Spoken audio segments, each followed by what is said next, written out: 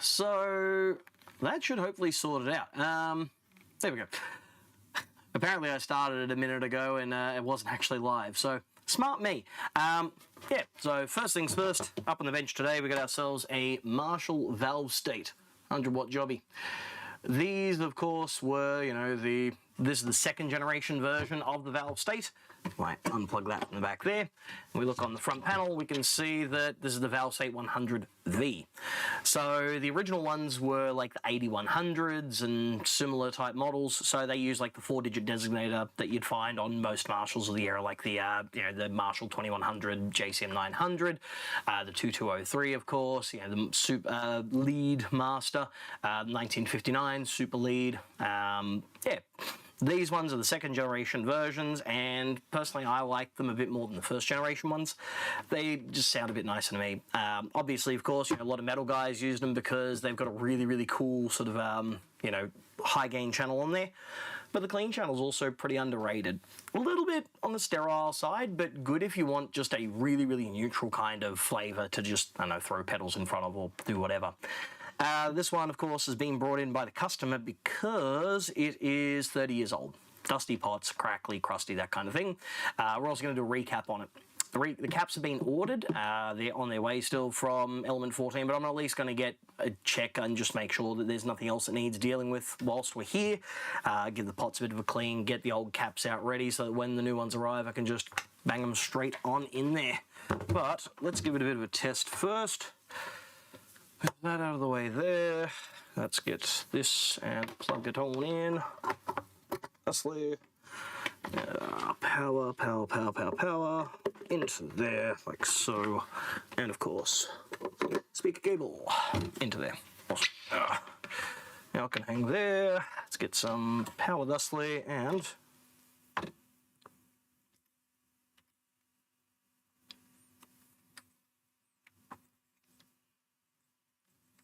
yeah, so got a fair bit of hum going on there, a bit of noise. Don't know if you're going to be able to hear it because of the noise gating here, and I haven't set up the secondary mic setup yet because that requires time, and I am very poor of that resource right now. But let's see what happens when we get a wee bit of volume happening. In there. EQ up. Oh yeah.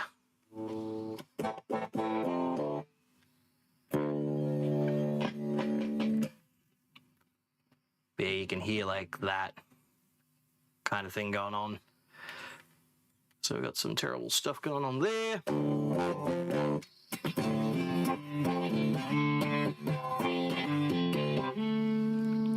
Yep, cool, so that's all hunky-dory. Helps by playing tune.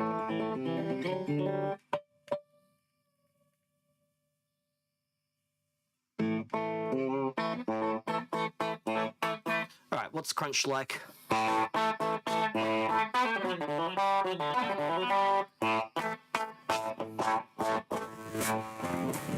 Yeah, that sounds pretty mediocre.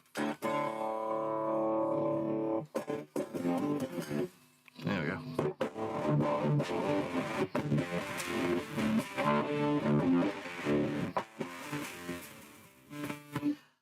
So switching over on crunch mode there, easy enough. Yep, so got a bit of funkiness going on, the gain control there. Let's not cause that to push into my shirt. Let's actually get it to go that way, like so. Damn thing. There we go. Channel over number 2. Of course, you know where Flavortown is on these. Oh, there we go. There's finally, there we go. There's some volume. Oh yeah, that's not pleasant.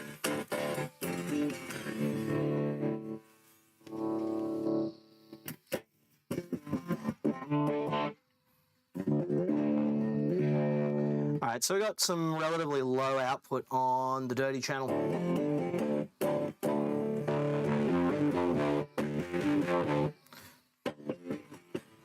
That that's with the volume almost up at halfway and the gain up at halfway.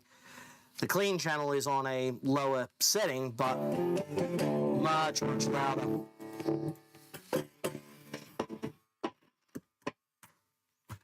Cost of maintenance.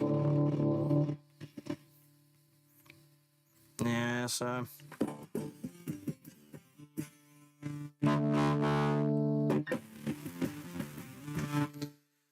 That's a bit on the low side gain-wise.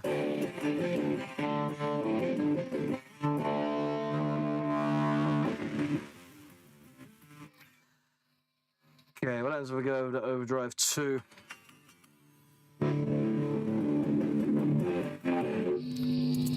Pick.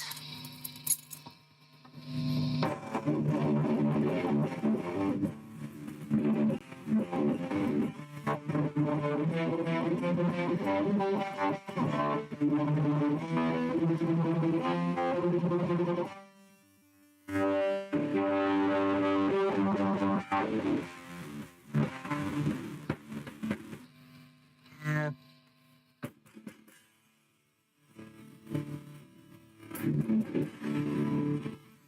Alright, that was a very, very quiet channel. That should be a lot louder than that.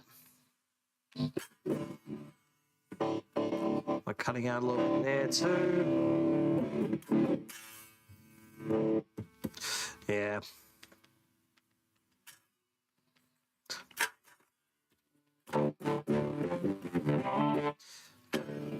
And cutting out a little bit. Alright. So I'm going to have to give a bit of a clean out to the insides and see what's going on there. But I want to assess why channel 2 is so quiet. I mean, it's probably something real simple. It's probably just a the pot just being funky, maybe a dry solder joint or something there, causing it to have higher resistance or lower resistance, or I don't know. Numbers be wild, man. Ugh. Cheers from Seattle. I have a VS2000 that I dig. I mean, the ValveState 2000s were a different, very, very different beast. They weren't bad sounding.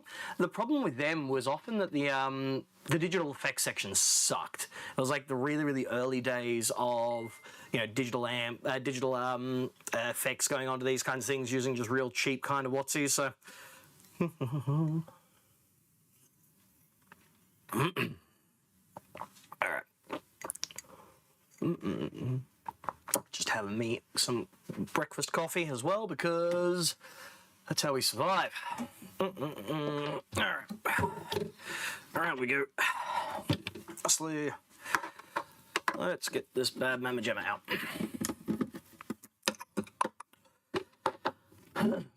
So, how is it up in the northern hemisphere there at the moment? I believe it's getting kind of cold in some places. At least that's what some of the people I know out that way are saying. Got a bunch of mates who live in Tokyo, and yeah, they had their first little bit of snow for the year. You know, when it's one of those places where normally you don't get a lot of snow in there, a little bit of sprinkling. Yeah, when I was there a couple of years ago, doing the whole, you know, trekking around thing and likes, there was like this little teeny tiny bit of snow that popped along, and it threw everything into chaos. 20F. I have no idea what that is in like real units. There's like 32 Fahrenheit is 32 Fahrenheit is the freezing point of water or something. I don't know, man. It's wild. Ugh.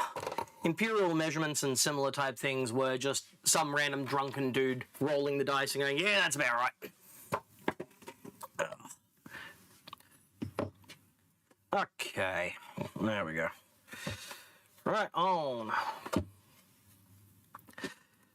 So these are kind of like the Fender hot rods and various other things that use a Zener style regulator, big droppers and that in the low voltage supply, if I remember correctly. So there's a little bit of heat going on there, but not as much as what you get with like the Fender ones, because they actually like raise them off the board. They're not like making full contact, which is good. Yeah, 20F. It's below freezing. It's cold. Yes, that is. As an Aussie who lives here in Sydney, anything below like 12 degrees is supposed to be really, really cold to me, but I'm kind of impervious to temperature.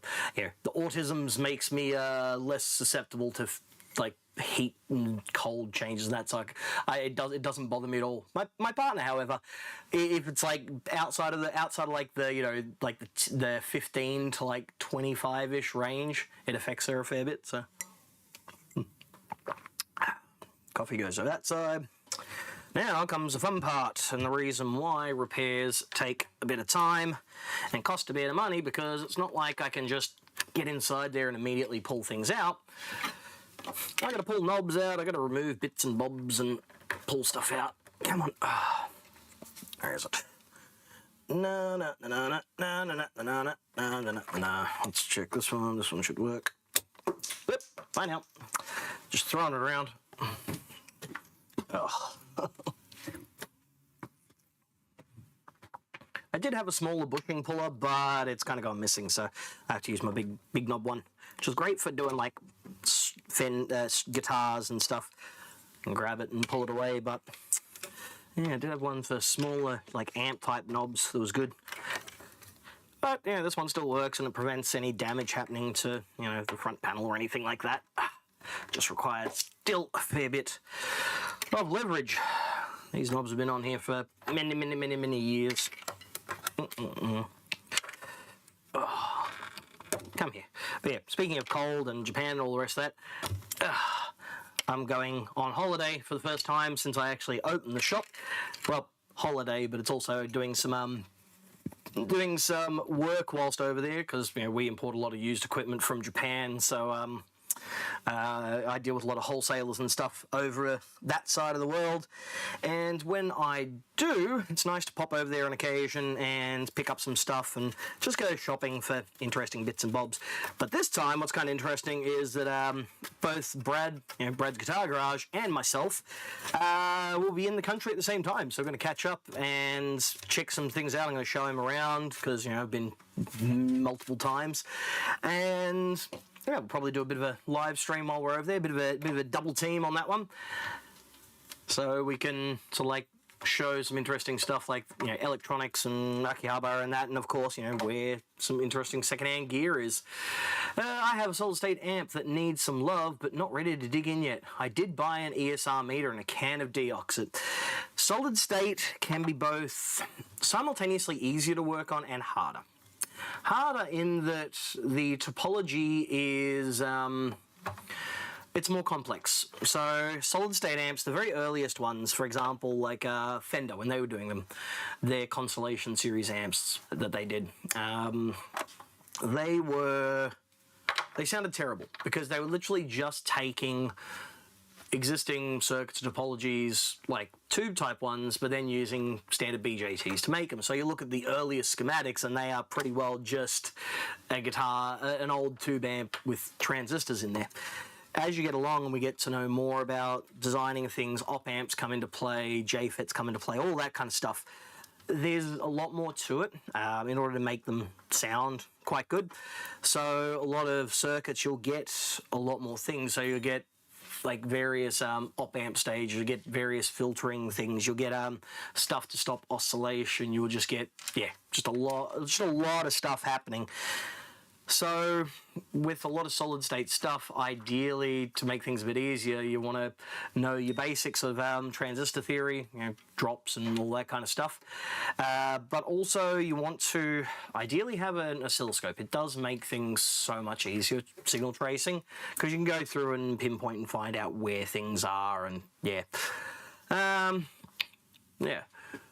live streams will be good fun indeed. Bockwinkle, interesting name, is indeed a Marshall ValveState. This is a 100V, so that was the 100-watt head from the second generation of ValveState amps. Gotta go, dinner, nice. Yeah, it's it's lunchtime here, but it's not time for me to have lunch.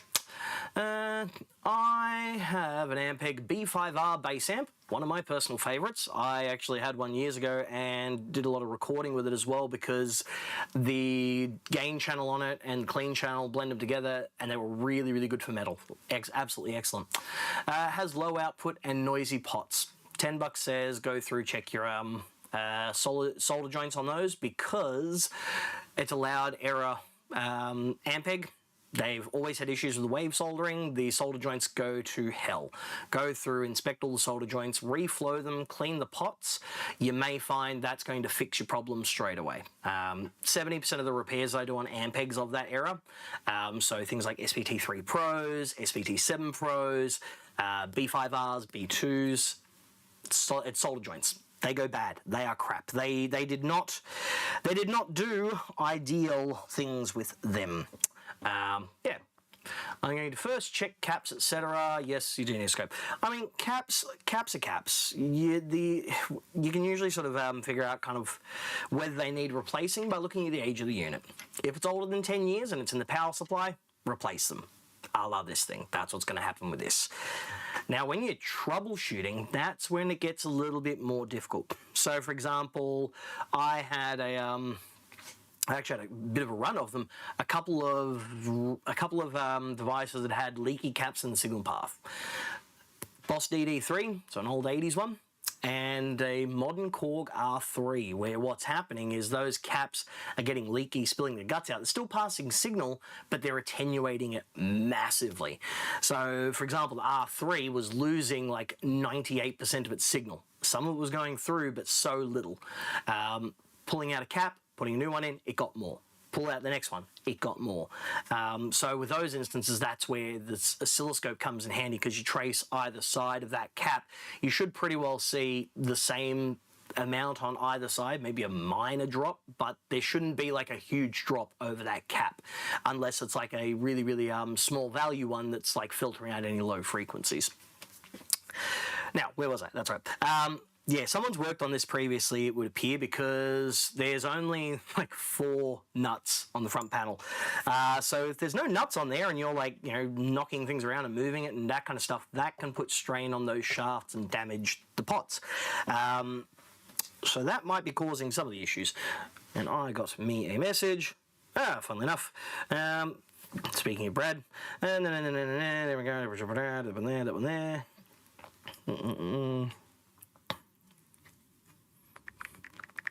That's done. Yep.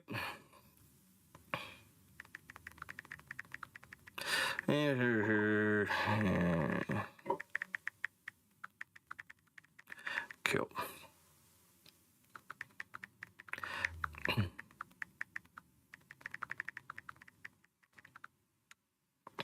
Rock and roll. Alrighty.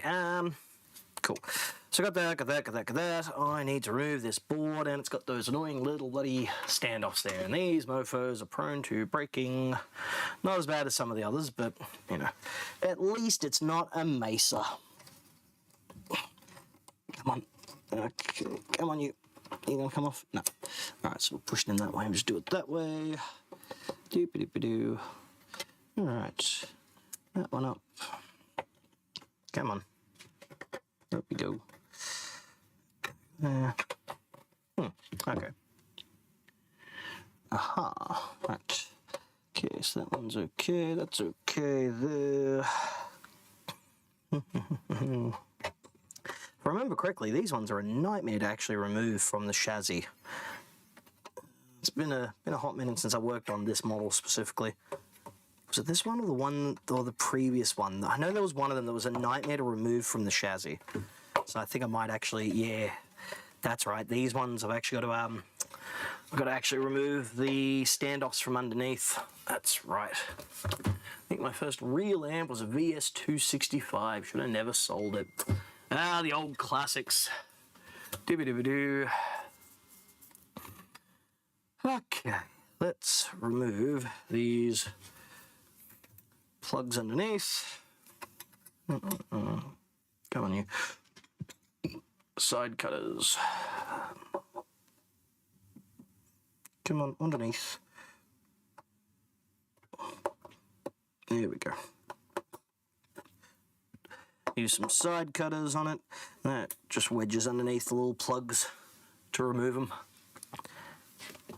Don't tell me I have to remove the bloody reverb. Ah! Seriously?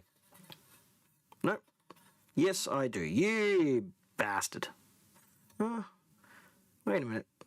That one's actually just a standard push-through type one. So I used 2 different types of standoffs. Oh my god. Bloody hell, Marshall. So yeah, Marshall these days are going to be an interesting company moving forward because obviously, you know, they've now fully been absorbed into the hipster tech bro company that is Zounds, or whatever the hell they call it. Yeah, so typically that doesn't often mean good things for, you know, more artistic or, you know, similar type stuff.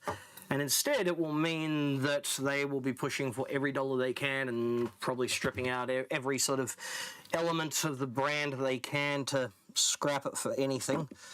Yeah, so that shall be a depressing thing eventually. Oh, let's remove one more of these. There we go. Cool. All right. But, you know, maybe we'll be lucky and maybe that doesn't happen. But honestly, who knows? Ugh. All good things come to an end, as it were, and I can't think of anything Marshall have done in the last sort of 15 years, personally, for me, that are of any real interest. Ugh, of course. Of course. Right, okay. So, I'm going to have to desolder a whole bunch of stuff. How annoying.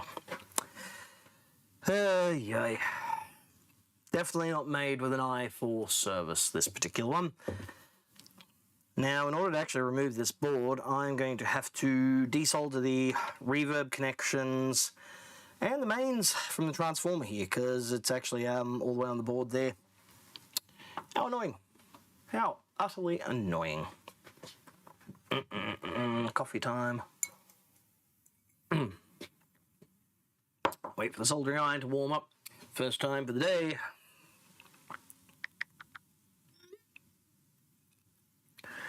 Ba ba ba ba ba ba.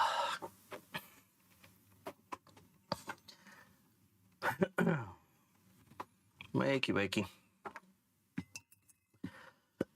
I still keep this thing going on even though it is probably about time to just let it go. There we go. This thing is ancient, an old Hacko 701. So the 701 was is from like the 90s. It is old. Parts are now pretty well no longer available for them, unfortunately. So yeah, kind of gotta do the thing with them these days. Let's pull that around that way. The other way. Okay. There we go. That should hopefully stop it from tilting down now. Stupid mic. But units like these aren't cheap to replace. If I was to buy like the modern equivalent of it, it's like $3.5 grand. And right now, I don't exactly have that kind of money. Running a shop is expensive. Very, very expensive. Especially when you got to move house and all that kind of stuff and yada, yada, yada. It has been a less than ideal run. Alright, let's get a little bit of fresh solder onto this one.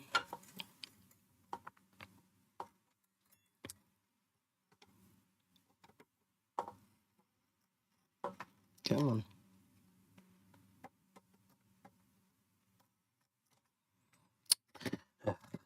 Forget it. This stuff is going to melt if I look at it wrong, so let's just trim it off. There we go. Okay, so ground connection is there as well. Let's undo that. Okay.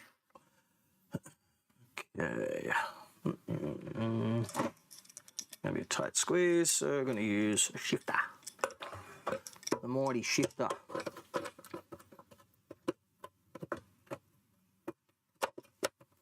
Come on. There's those.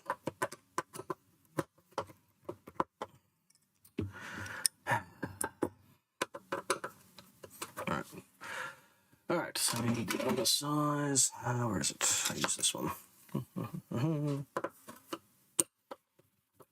There we go. That's better. There we go. Yeah, I can say at least one thing for them is that at least the ground connection won't be coming loose on these. Cool. That's good, that's good. Alright. Now, I need to disconnect these things here. Yes, that's fine, that's fine. Alright, so purple one goes there, goes there. Let's clip that out. Universal primaries. Always a nice thing. I like it when companies do that. It's unfortunate when they don't, because then you kind of have to modify them in order to actually get them for international sale. I mean, I kind of get it in some respects, but you know, one part just does it. You just, you know, make it for the worst situation scenario. Australia is a pretty bad situation for that because it's 240 and we run at 50 hertz. So you need some pretty hefty iron in those things. Coffee. All right. Let's flow a little bit of fresh solder into these boys. Make them a little bit ready to go.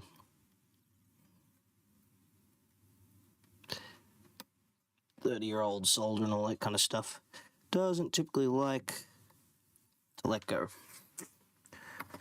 Okay, that's done, that's done. Solder pullet. So I think this one needs a little bit of, there we go. That's better. Get rid of that too. Okay.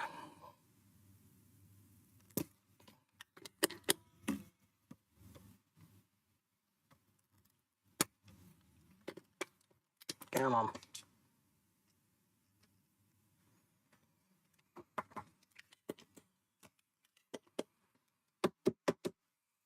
Get out. There we go.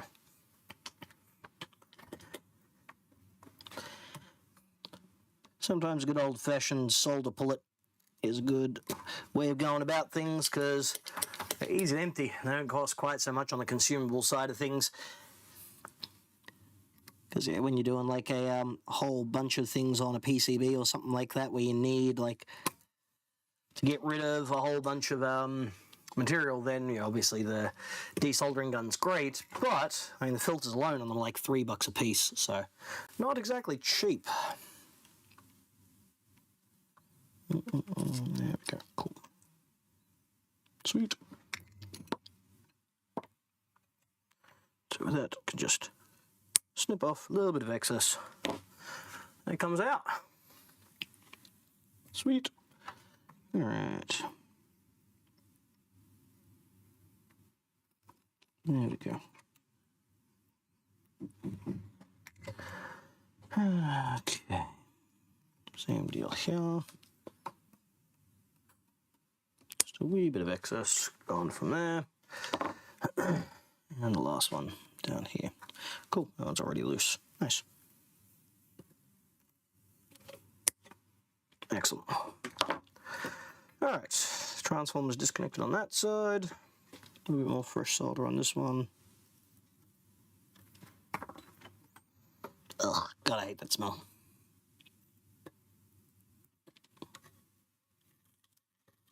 It's the awful smell of 30-year-old flux. Ugh. That's terrible. As we say in Australia, that's terrible, Muriel.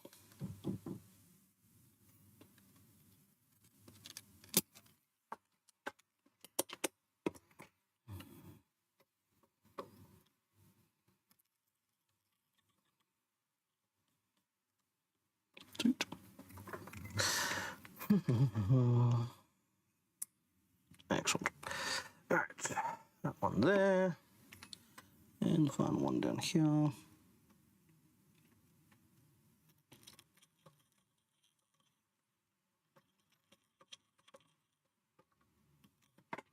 Excellent. Cool. Okay, disconnected from there, so I should theoretically be able to pull the board now. Come on. Come on.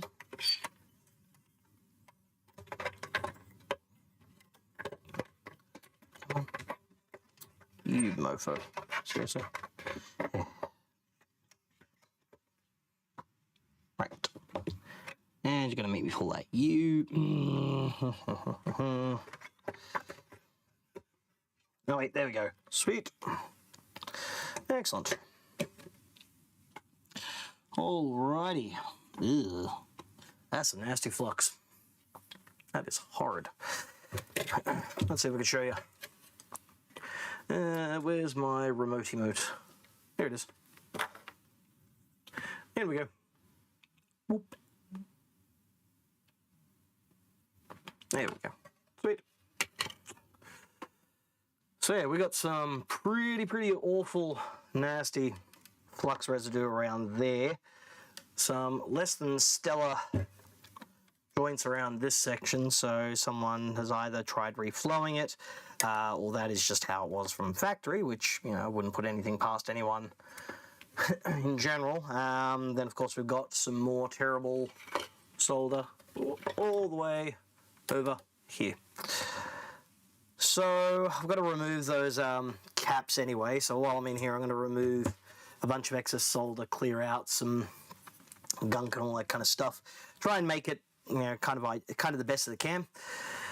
All right, cool. So one thing that makes these a little bit less prone to damage then is there is a bracket inside of here. So that bracket is attached to the PCB itself. So even if you lose the nuts on the front, you're still connected to that. So that's going to protect those shafts, which is nice. But there is some gunk on them. No idea what it is. Maybe it's come from somewhere where people have been smoking a fair bit. Yeah. So for example, here on the low voltage supply, much like fenders and similar, so if we look right about here, over there we go. So right around here, see if I can center it, see if I can zoom in a bit more. Back of my knuckle, don't need to see that. You can move that way, you can go that way, you can go that way too. Scoot. There we go. All right. So looking very closely, might just be able to see that we've got some like dry cracks and stuff forming on these.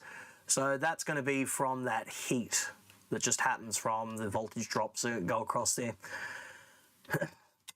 So we want to make sure that we reflow that. We'll check the resistors to see if they've gone out of tolerance, because if they've gone out of tolerance, they've gone bad, we may as well just replace them and pull them up off the board as well. So what does it look like? 1.8, so brown, white, orange, so 183, so 18K. 18K, really? That high? Huh. Fair enough. Might be. Let's find out. Okay. Zoom out a bit more. Get the fancy new multimeter. Break it in a bit more. Okay.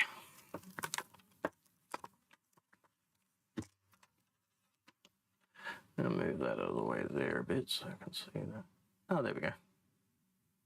That's better. No. Come on, go away. Stop it.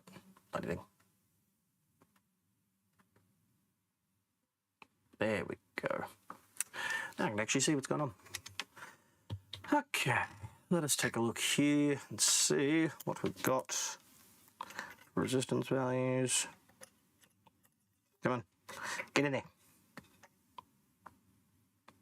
187. Okay. So 1.8. I see a 0 then. That must be a brown, just a very bad brown. Is it? I mean, it should be brown then. 1.8. And it should be just 1.0, which should be brown as well. Must have just faded a little bit over the time, but we're measuring 187 and 185. Yeah, that's pretty well within 10%. It should be okay on these ones now. Cool. All right. Let's get started on the most exciting thing of all, which is reflowing and resoldering and doing all that kind of good stuff. Okay. 1 what I might do is desolder those, remove the entire board so I don't have to mess around with this junk. Okay, so that's fine, that's fine. So I need to remove blue and red and snip those out of the way. Where'd my cutters go? There we go. Okay, let's get rid of that. Let's get rid of that. Out of the way. Out of the way. Same with that too. Out of the way. Excellent. Okay. Once again, a little bit of fresh solder. Oh. Wrong one. I need to leave that in. It is a morning this morning indeed. Let's clip that off. Just need to remove brown and blue.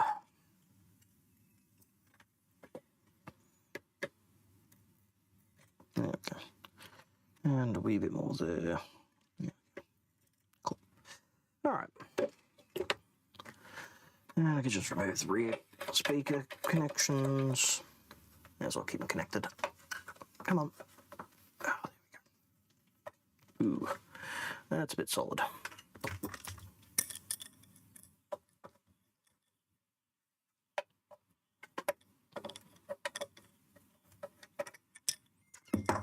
Ding. Yes, I know. All right. Cool. Board out. Just gonna slide out of the way. Down here. Stay. Let's not lose that. Or that one there. And get rid of the ones on here as well. 1, 2, and 3.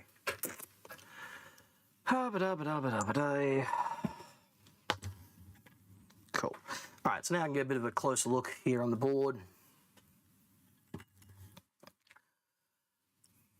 If we start taking a bit of a round journey, you can see a bit of heat affected PCB here, flux up here, so that's like real kind of crusty, nasty kind of stuff, so I'll have to definitely clear that off. But yeah, heat damage there, got some sort of grey looking solder joints down here on the pots. Got a couple of others that aren't looking all too great down in this section too.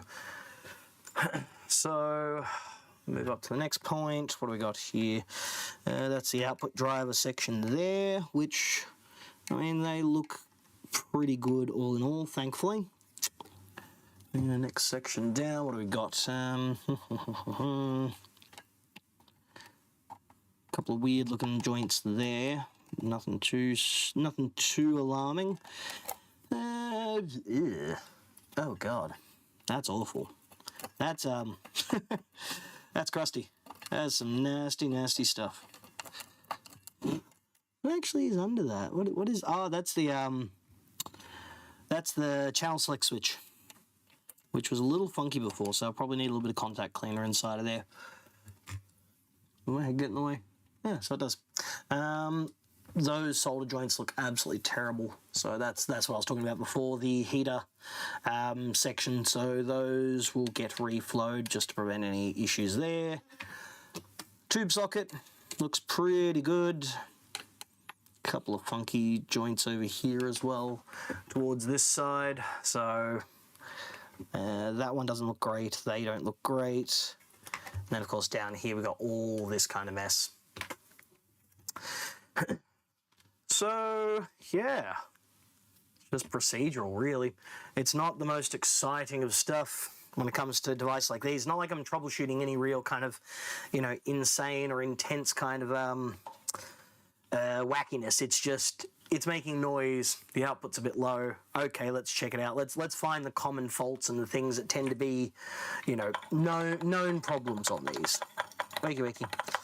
I'm actually running low on ISO as well, to get a bit of a top up on that. A little bit of ISO here, just to scrub off any excess stuff so I can see clearly what's going on the board. Yeah, this should have been taken off many, many years ago, but it wasn't. Man, this is potent. I have to actually get the flux clean out, which is actually really nice smelling stuff. Smells like orange. It's like orange oil based or something. But you know, properly designed for cleaning PCBs and removing flux and all the rest of that. So give it a bit of a scrapey, right? Sometimes you just need to give a bit of mechanical working, the chemical side of things with the ISO helps break it down, but the brushes just take sometimes too long to do. So we want to use the mechanical side, break it down a bit. There we go. Let's go over here then. There we go. So straight away, that's already looking a lot better. Even though, like, you know, removing flux there and then I have to remove it again, it's better to remove the stuff that's already there and have a nice clean slate for the work that I do. Because the next stuff is going to be, you know, doing the soldering of new components and, you know, touching up old solder joints, which will have flux there. And then as I've got that flux, the new stuff, I'll remove that as well. And clean out these pots as well. Use some good quality contact cleaner and lubricant. Contrary to what you might read on certain synthesizer repair pages and stuff, there is nothing wrong with using a contact cleaner lubricant on a pot. That is what it's designed for. Stuff that I use for pots, for example, is this. So this is Electrolube EML contact cleaner lubricant. Really good for pots, really good for switches and stuff. Yeah, it just works quite well. If I'm doing like a fader or something like that, and it's not one that can be like easily pulled apart, then, you know, I'll flush it out with some isopropyl and use like a deoxit F100 or similar, because it works quite well. But I have heard of a couple of new ways to do it. I might give those a bit of a try in the near future. Depends, you know. If I can get good results without having to spend quite so much on chemical solutions, then it's a win for me and a win for the customers. Because, yeah, I mean, some stuff like the deoxit, the F100 stuff, for like a 30ml bottle is like $50. That's insane. $50 for 30 mils. I'm sure, like, to actually manufacture it doesn't cost a huge amount, but obviously research, development, all that kind of stuff goes into it. So they're going to make their money that way. But alas, that's still a lot of money. Alright, clear that gunk off there. Don't forget. Clear that too. And that one. Up here too. All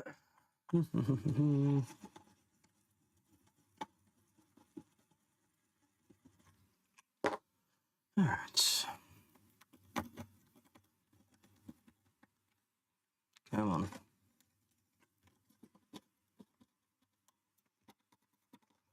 Excellent. A wee bit up there.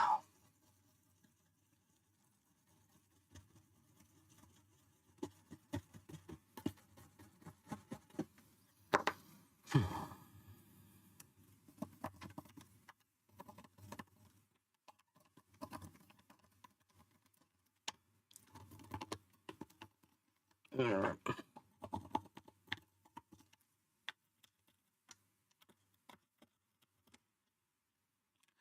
Stay. Don't want to lose you, because you are annoying to replace. Not the easiest to get a hold of, those ones. Oh, righty. A little bit more of a flush. Now we can start removing. At least it's nicer than some of the amps we get from Japan, because there is a lot of smoking in Japan. So a lot of these amps, especially like old vintage ones from like the Shaw era, so you know, basically the 50s through 80s, they're just like caked in layers upon layers of like nicotine and stuff, and cleaning it out is an absolute nightmare. It just gums everything up. It's horrid stuff. What's going on there? Hey, 5 people. Nice. Let's switch over that view there. Cool. Okay. Now. Let's get rid of these old caps. So I want to get rid of the ones in the main power supply here and there, and also down here. There we go. We got the caps there for the high voltage supply. So we'll get rid of a kind of chunk of those there. And then from that, we can await the new ones to arrive. Let's zoom it out a bit wider. There we go. Whoop. Come on. There we go. Nice. All right. Desolder, gun, check. Soldering iron, check. Desolder braid, check. I like to use a mixture of them depending on what I'm doing.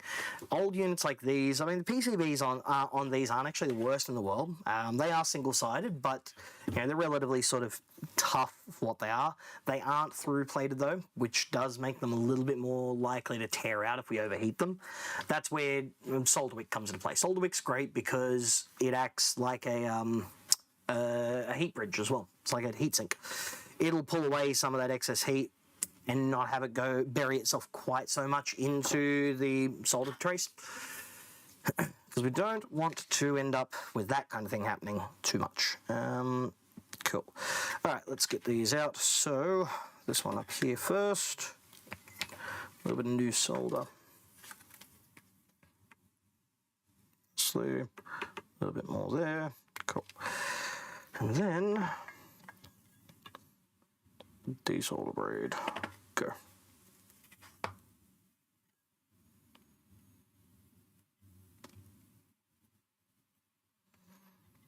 This. So good quality solder braid, we can easily remove those components without putting too much thermal stress on the components, which is nice. There we go. This one's had its legs bent over a bit, so just gotta. There we go. Nice. Cool. So that's the old cap removed from that one. The next one as well, which was the 10 microfarad, which is in that spot there.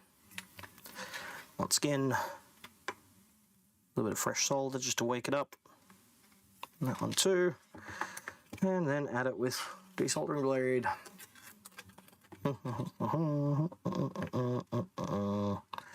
There we go.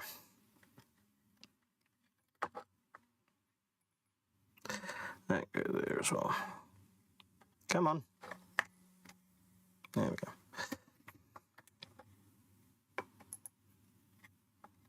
Excellent. Nice. So let's see if that's going to do the job here. All right.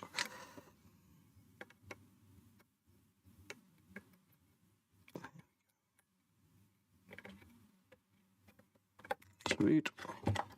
Excellent. All right, so we pulled out cap number 2.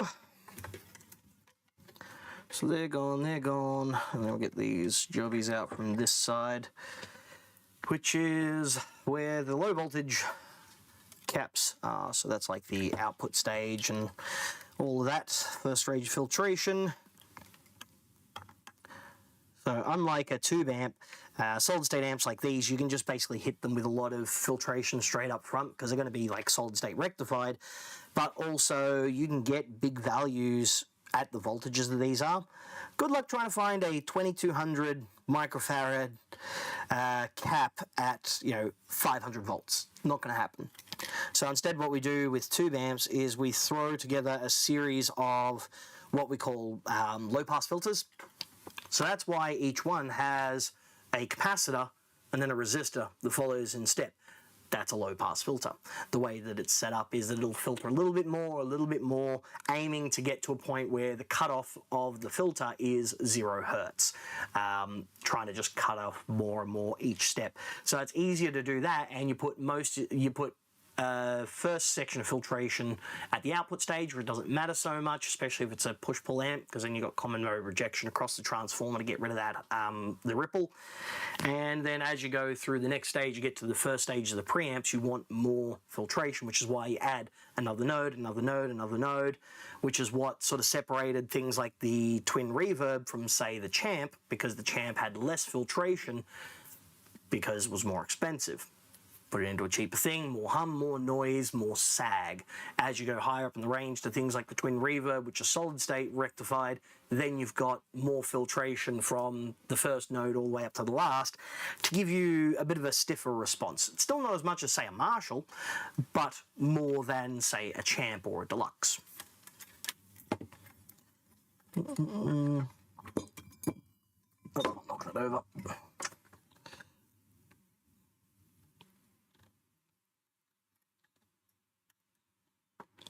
Okay.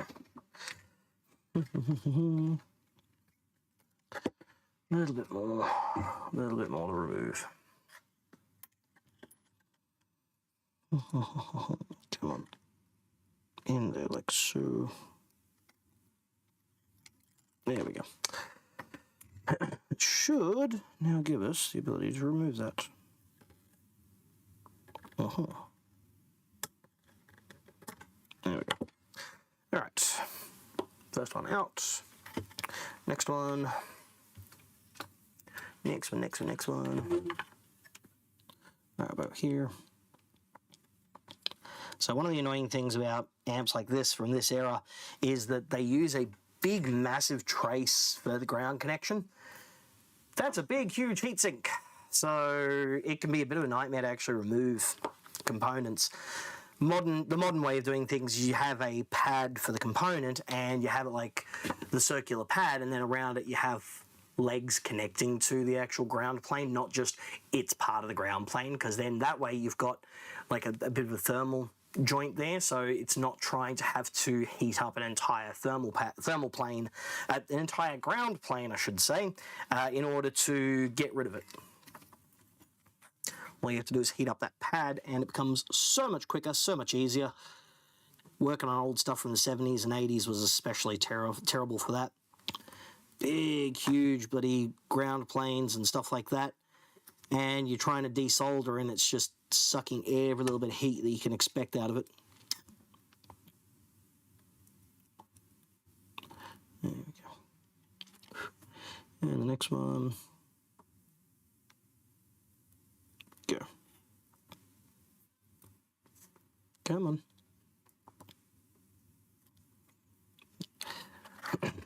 This one really doesn't want to play nice. Okay, let's try that again over here. Come on, you.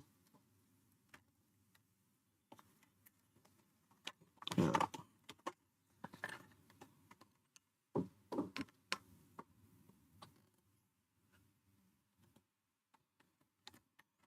Cool.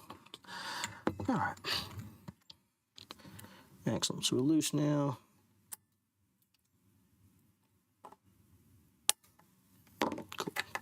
There we go. So these ones were a little hooked over a bit much, so rather than damage the plane, I was able to get a little bit more leg room on there. Leg room. Cut the tips off, and then that way they could come back out. Alright, and then these ones down here as well. So they are horizontally done. Okay. So there and there and there and there. Okay. Again, big massive ground plane, of course. Yeah, I can see a crack here on this one in the low voltage supply as well, one of the secondary filters. There we go. Cool.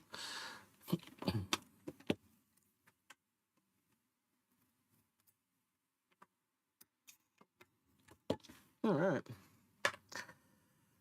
Out. You're out of there.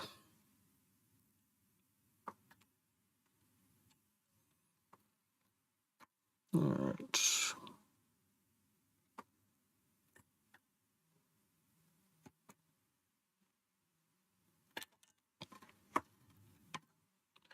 Excellent. All right. So that should be all of them caps. Cool. Yep. Cool. So all the important caps are now out. I'm going to get rid of this tube as well. Pull it out for a sec. Come here. There we go. Old school. So this is the tube that it would have shipped with originally. These aren't exactly put under a huge amount of strain. You know, they last for quite some time. Eventually they might go bad or potentially become microphonic. Pull them out, put a new one in. Not the most problematic of things in the world, that's for sure. Alright. Cool. That's done, that's done. Let us go through and fix up some solder joints and find out why somebody's calling the shop when we're closed. Una momentum.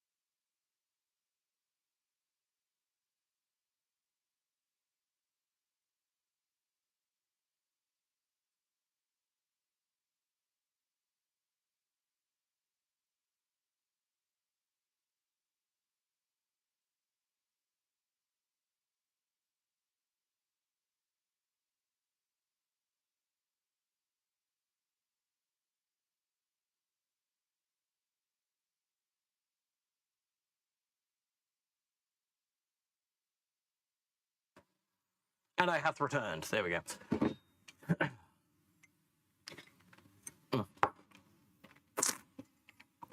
Alrighty. Yeah. Someone was curious where their shipment was, because unfortunately some things take absolutely ages for me to ship because they're big, massive things that are going to really, really obscure locations, which makes getting them out the door a bit of a nightmare because I've got to find packaging that's suitable, and then I've got to get quotes and then ship it out, and yeah, it's an absolute nightmare with those kinds of things. Cool. All right, so they are now in much better, which is nice. What else we got to do down here? Okay.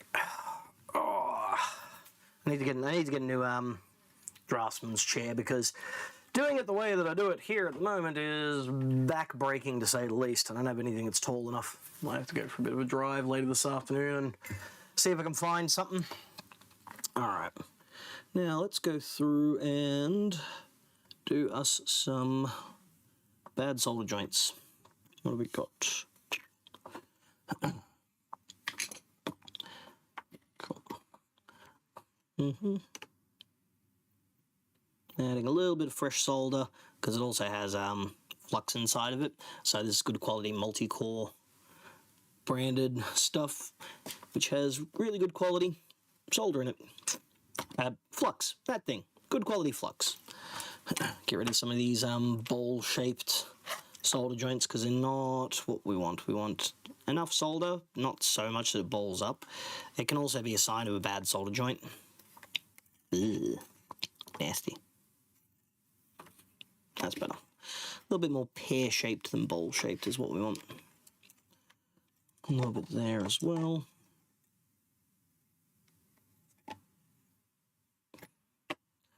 And a wee bit there, like so. Cool. Hey! How are we, man? joining me for doing the most exciting job in the world of reflowing a hell of a bunch of solder joints in a Marshall ValveState. Exciting stuff, but you know we'll get to some cool stuff shortly because I've got some Aussie amps that need to be finalized for sale, so I'm going to fix them up, make sure they're in good condition. Because they are cool amps, but they're not very happy, these ones. They need a little bit of TLC to at least make them, you know, sales worthy. Because right now, if I sold them, I'd have to sell them for a very, very low price because they're not in a phenomenal state, unfortunately. Right. That one there, that there. Let's get a little bit out of... Where is it? I was looking at... There you are. You can go away there, as can you. Way too much.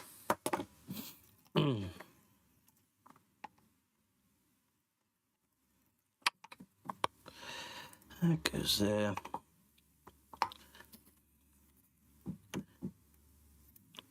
That there, that there. That there. All right. So yeah, returning to kind of what I was saying earlier, you know, going on holiday and doing all that kind of good, fun stuff for, you know, the first time in many, many years. Yeah, it'll be interesting to say the least. So popping over to Japan, spending a couple of weeks over there, going around buying plenty of stuff, checking out plenty of things. Like I said, Brad and I will both be over there at the same time. So we're gonna do some co-joined live streaming. Of course, you know, we'll check out Akihabara. So, you know, Electric Town.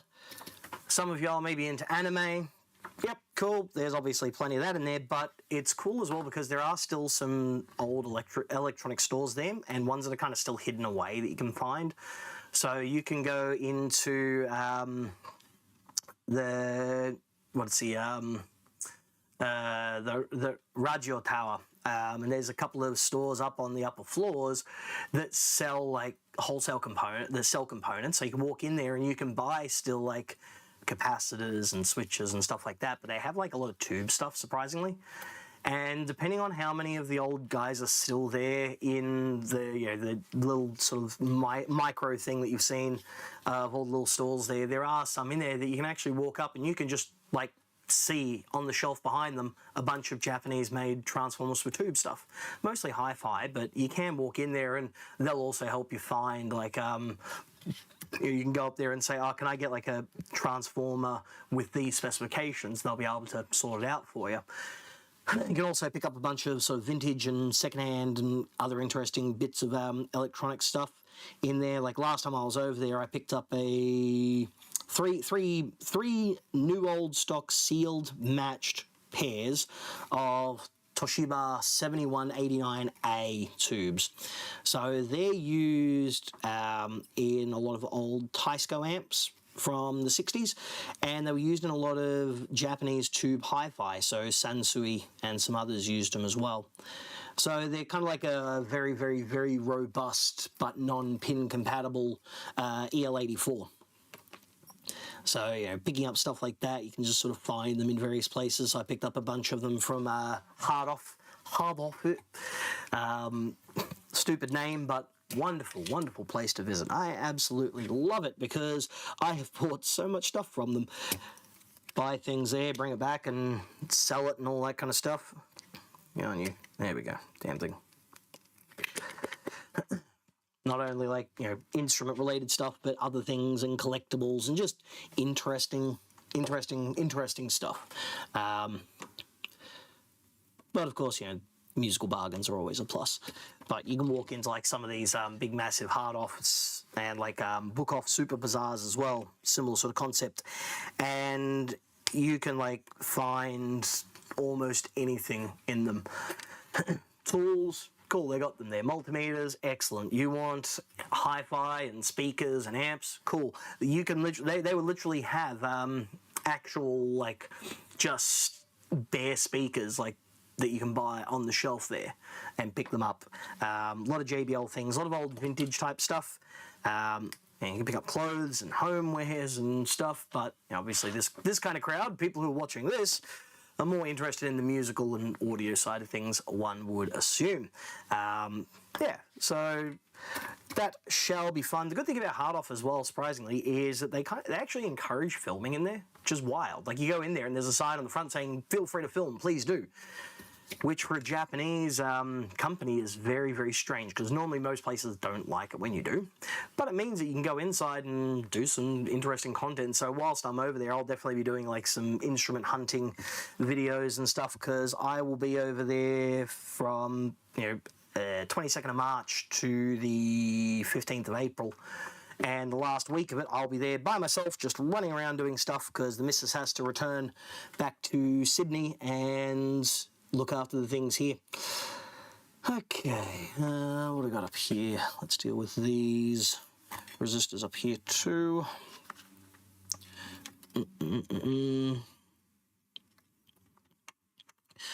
So while we're over there, we'll be spending a week in Osaka. Well, about flying in first, spend the first couple of days in Tokyo, then head down south, spend a couple of days in Osaka, and then a couple of days in a place called Ohara, which is like on the the rural edge of Kyoto. And the missus and I are spending a couple of days in a nice little ryokan there. We managed to get some good accommodations using my frequent flyer points that I haven't been able to use for years. Then from there, we'll be driving through the northern part of the main island in an area called Niigata, in another area which is Fukushima. Everyone knows Fukushima, and then up towards Sendai as well. So we'll be driving kind of like between those areas, because they're really lovely places. They are, like, people usually don't go there. There's just like, things that you don't see in all the standard tourist areas. You grab a car, you drive around, and you find cool stuff. When I'm in Japan, I just walk around to all the Hard Off stores. My friend told me they have an app where you can record how many stores you've been to. Okay, I think I might have to check that one out, because if that's the case, I've clocked up about 100, I'd say, over the years. I've been to like really, really random ones, like in the middle of nowhere. It's just whenever we're driving around, I basically search, all right, we're going from here to there, what Hard Off stores are along the way, because that's how I pay for my trip. I go over there, and whilst I'm there, I buy equipment, and then I bring it back and I sell it. And that's actually how I funded opening of the shop, is going over there and bought a bunch of stuff, brought it back, and that's what went in the shop initially.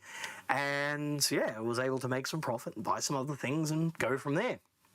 It's half the reason why I'm going back over there now, is because pushing the business back into just more secondhand stuff, because it's too hard to get ahead in today's day and age of new stock, unless you're doing very specific, very niche, high-end things, which I'd love to, but that's expensive and I don't have the resources for it. I'm a millennial who doesn't own a home, who's in a lot of debt, so I'm not going to be doing that. But I can go over there, buy things I know that might need a little bit of work that go for next to nothing in Japan, because that's just kind of the way things can be, and bring it back, put a few minutes worth of work into it, and sell it off for a bit of a mozza. So last time I was in Japan, I think I brought this up last time, I was in the in the streaming space. Well, last time I was there, I picked up a 66 Fender Super Reverb for $1,200. Picked up a Hayman Nicky 6 bass, the FB4, with the black and white stripe finish on there for like $500. An ESP MX250, the Hetfield model, for $900. That came with the original flight case as well, like the aluminum edged ESP one. What else? Picked up a Greco Strat, like a good quality, sort of like upper range one for like $180. That was in phenomenal condition. Of course, picked up a couple of Fender Strats and Tellys and that kind of thing, because they were always cheap. But like even things like mics, like I picked up a Sennheiser 4212 for $130 in box. They've basically never been used. So they came back and they all got sold, and they helped me to afford the down deposit on a premises for the business.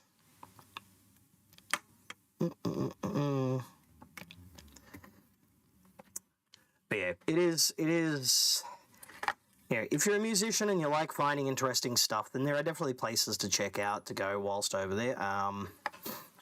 Obviously, everyone goes to Chanamizu. Chanamizu is like, you know, if you've never been, you got to go at least once and go, wow, I've never seen so many instruments in one place. And you'll probably find like 50 of the same Strat across multiple stores. You'll find a couple of interesting things, but it's usually most of the very sort of kind of milquetoasty type things. So, you know, you go into one shop and then they've just got one floor which is just all Gibson custom shop, and it's like, you know, Les Pauls and SGs and some Firebirds and some weird 335s and other bits and pieces. You go to another shop and then like the bottom floor is all secondhand stuff, and it's just like, you know, here's like an aisle of Strat clones and here's an aisle of actual Fender Strats, and you know, there's some Telecasters, there's some Les Pauls, there's some other bits, but the interesting things and the bargains you don't get there. That's where you go if you go, you know what, I have this much money and I just want the best instrument I can. I'm going to go there and find what I want. You know, I want a 90s Les Paul in mint condition. You'll find one there. You go, I want a Jaguar in this color. You'll probably find it there. But if you're more like, I just want something interesting and I want a bargain, then you go to the hard offs, you go to the second streets, you go to small music shops in the middle of nowhere, and you find interesting things. You find really cool stuff, actually. All right, how are we looking on that? Yep, they're good, they're good, they're good. They're all flowed and they're fine. Cool, yep. Excellent. All right. So with that board all nice and cleared out, the next thing is going to be do some contact cleanup, because the pots were a little bit on the funky side. So we're going to let a little bit in there with my bent noozle.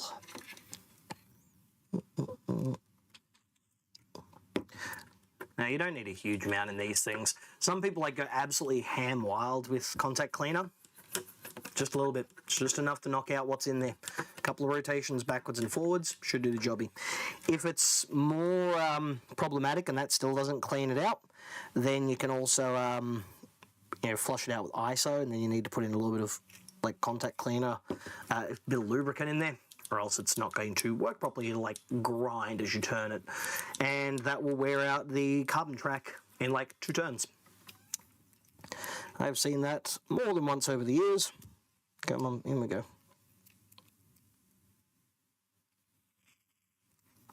Stay.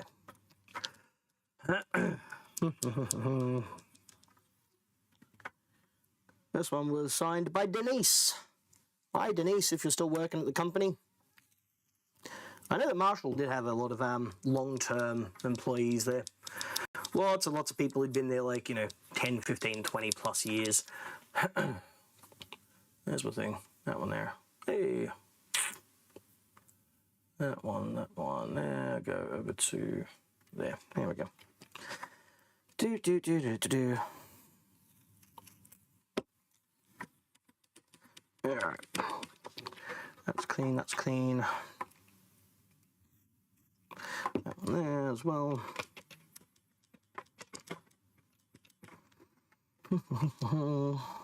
And there.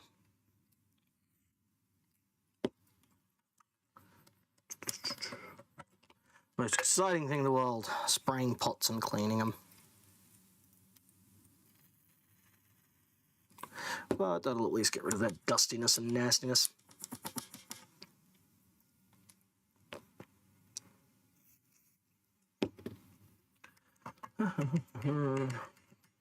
Couple of rotations there. That one too.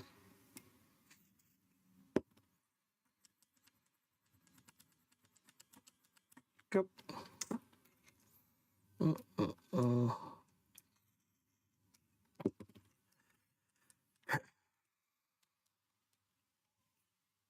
Yep.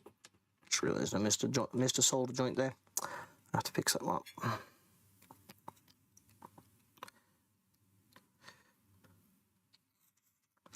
Nobody is infallible, unfortunately. Certainly not me. Alright. And the last bit in there. Excellent.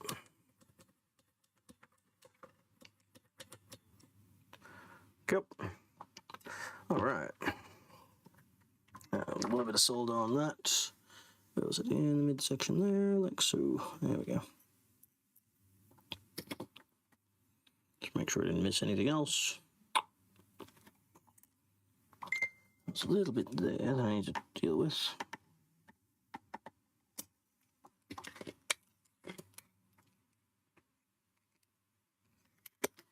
Cool.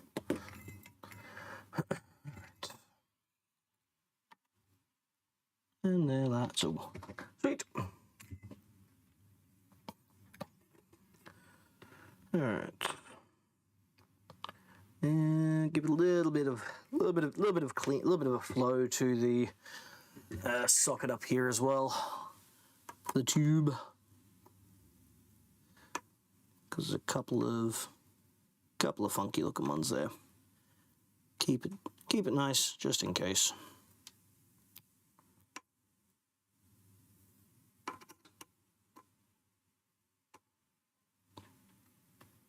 Okay. They're not looking too schmick. So let's remove the old solder then.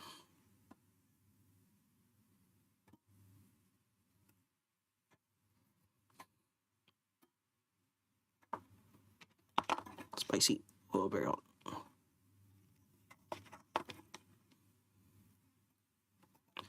That one, that one, that one. And this one too. Over there, like so. And then this one at 5. Excellent. Ah, hooey. Ow. That was hot. Right on the forearm. That was unpleasant, to say the least.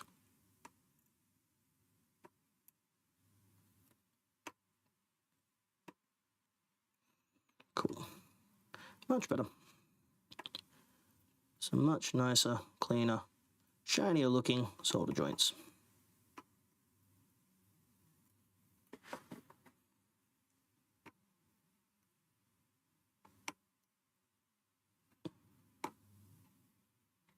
Excellent.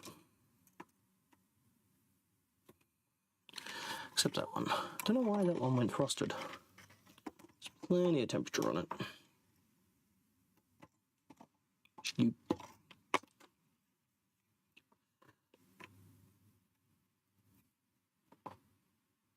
That's better.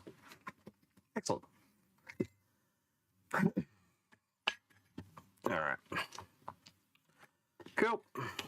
So this can go back over onto the shelf now and move on to the next one. Alright. They can go. They can go away. Don't need them anymore. Clip off the excess. Like so. And there. There. Away. That can go there. That can hang back up.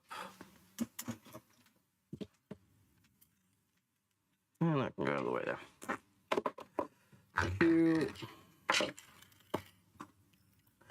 Let's baggy up some components.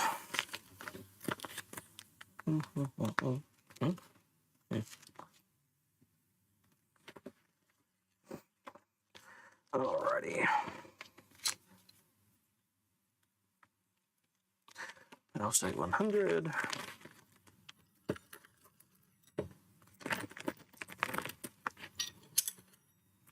That's good. Come on. Come on, those two. Sweet. Excellent. All right. That one can go down bottom. What's that?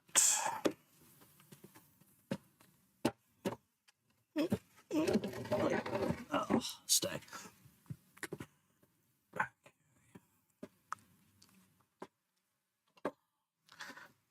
Chassis can go with it. Ah, just knocking everything around. Go on, in here. Oh, there we go. And this one.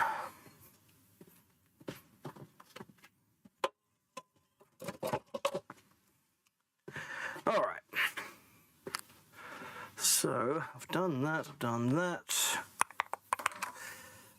There. There. All right. There. So. All right. What's up next in the queue?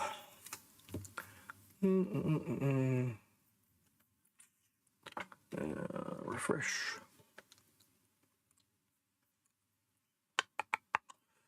Okay, so waiting for parts.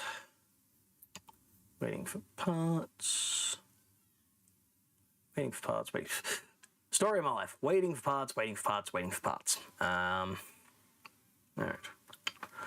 Let's check a Yamaha PSR. Okay.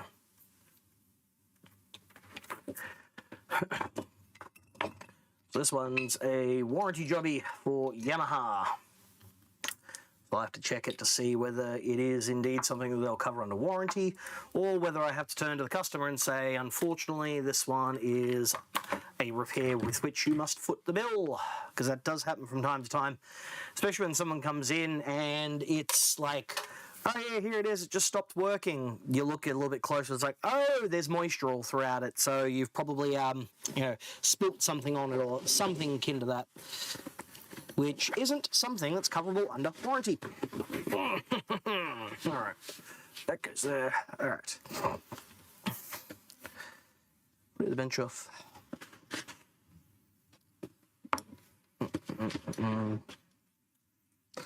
All right. There. No, a stick. There we go. Stay.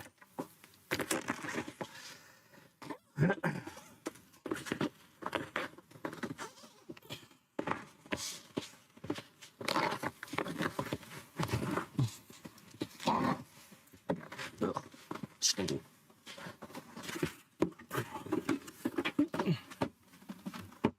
Keyboard time.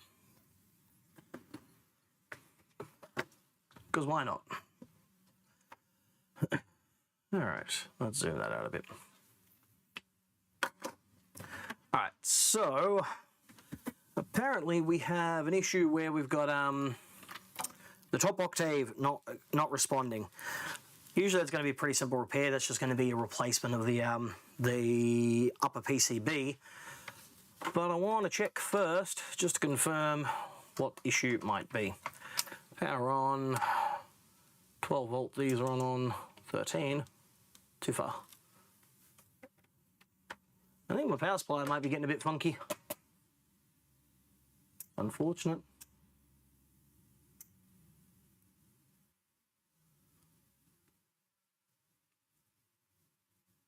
There we go.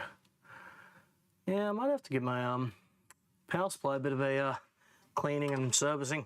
It's kind of a bit funky. It's not ideal. 12 volt, center positive, 2.1 mil, common type supply. Excellent. All right, on we go. Yamaha. Moog and a Casio.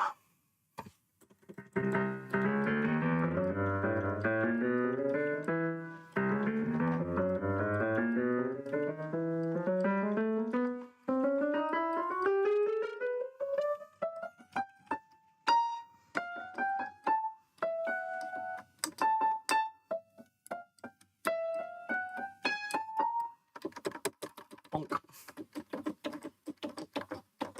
Indeed. So right about there, it ain't doing well. So from the B upwards there to the high C, it's a cactus. All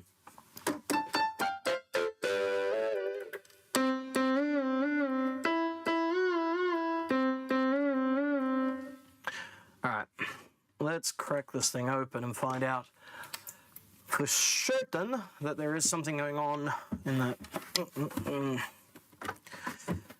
Now, the nice thing about these ones is that there's not a huge amount of screws to remove on them versus like the P series or similar. So the P series, the DGXs, and like some of the other ones, you got like, 500 screws to remove to get anything from anywhere. Oh, Siri thought I was talking to it. That is not the case. The only time I need to do that is when I'm driving and I want some directions and I don't want to touch my phone. Oh, itchy nose. Itchy, itchy, itchy. Make sure there's no batteries in there. No, we good. We good, we good, we good.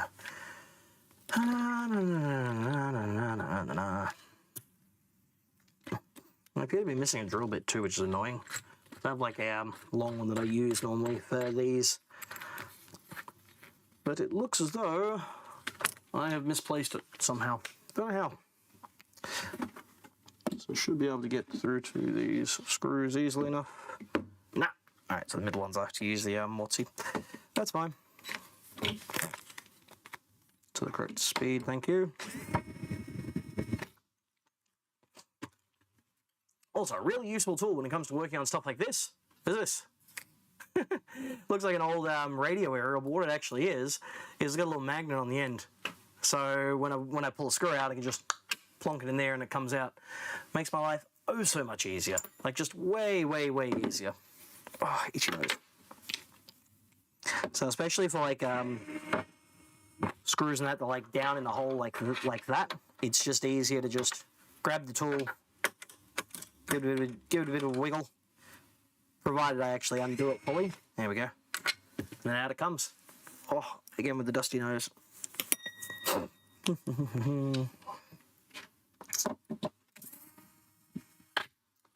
Sometimes it'll come out with the screwdriver because there is a bit of magnetism on it, but not always. So when you're going to remove it, it's nice to have the tool, like that instance just there. So one of the tours I might organise is a tour of one of the Yamaha factories, or I'll probably actually do a day trip out to the Yamaha museum, because there is a Yamaha museum at in Hamamatsu, which is where the Yamaha is located. That's where they were started. There's also actually a Suzuki instrument museum as well, which would be kind of cool to check out. And it's got like a bunch of like it's kind of like old school musical instrument history from over the years. Cool, cool, cool. 2 more screws to remove. There we go. Doop. And this one here.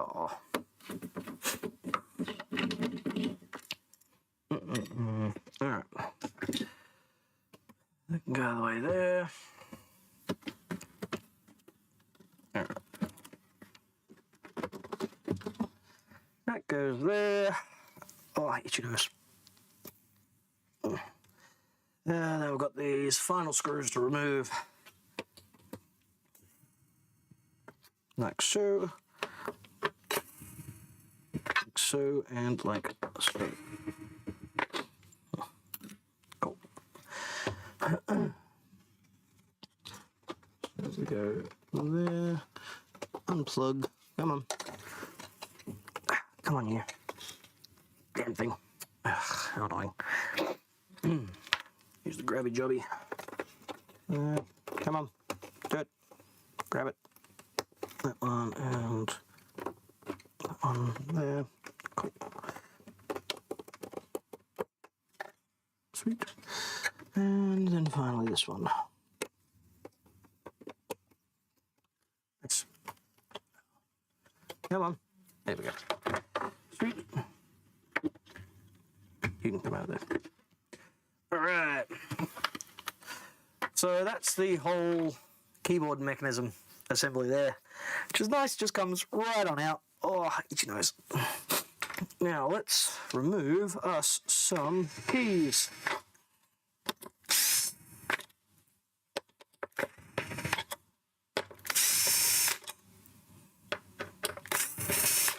Cool. Alrighty.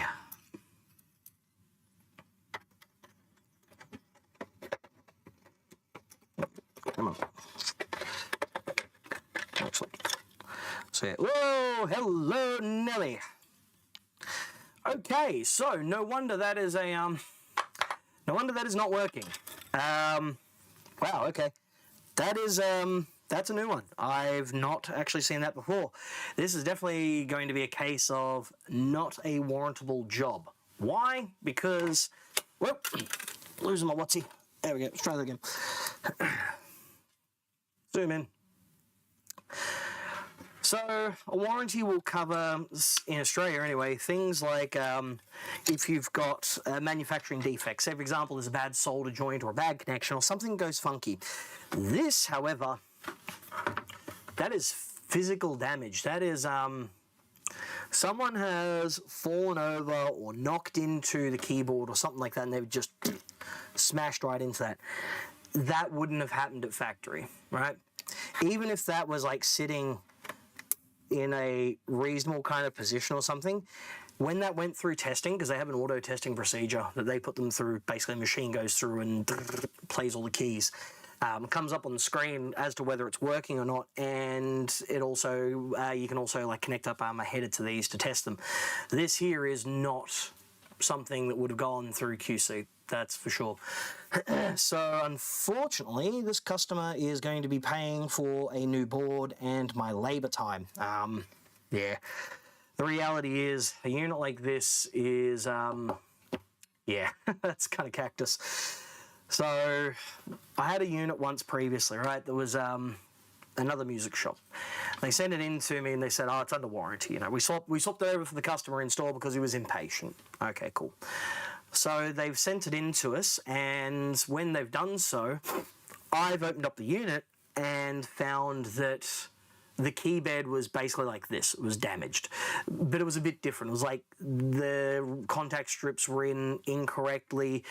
There was stuff that was damaged on the output PCB. So someone had like gone in there and like just wreaked havoc, but they put it back together and it looked okay, which was absolutely wild that someone would go to that length. Why would you damage it? How would you get inside and damage it in that kind of way? That's, I don't know. It's wild. So yeah, then they sent it off to me and I said, look, the reality is I can't warrant this. Yamaha will not pay me for it. It's not a warranty job, right? And then there was an argument from there and they didn't want to pay the bill. And so I had the thing for a year and I was like, all right, fine, I'll just claim it and I'll fix it and I'll sell it off myself, you know, because thankfully in Australia we can do that because my time is my time. If the customer doesn't want to collect this and they don't want to pay the time that it's taken me to pull this apart and assess it and check, because now I've got to check on the price and availability of that PCB. If they don't want to do that, well, then they forfeit the goods because, you know, I'm not a charity. I'm not a phone shop. I'm not one of those people who just pulls apart a phone and can throw in a couple of components, go, that's it, there we go, oh, it works or it doesn't, whatever. You know, you can do that in 5 minutes.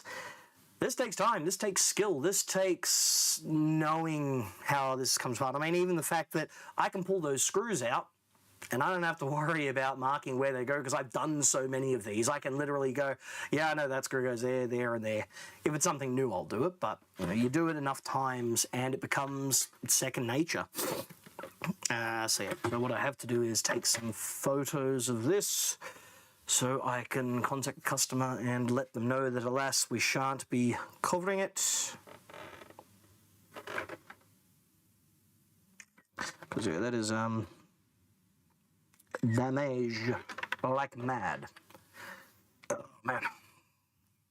Oh, my poor nose.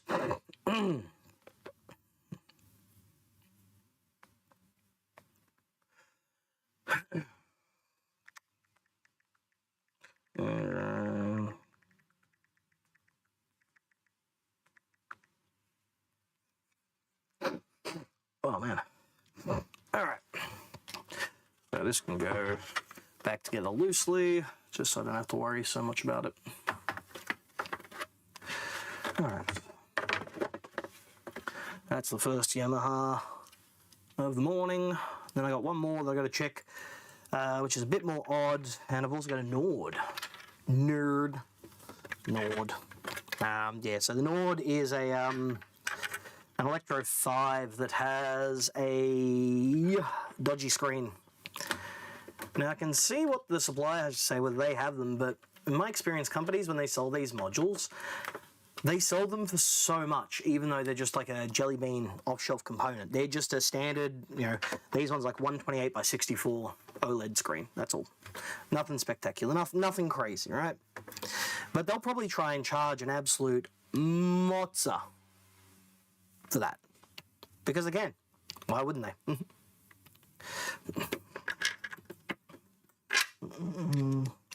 Wakey.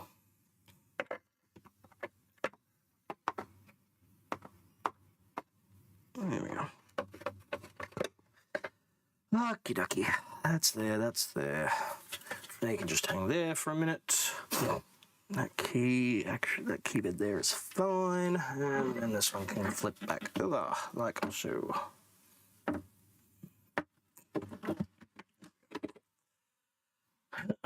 Alright. Long screws go in here.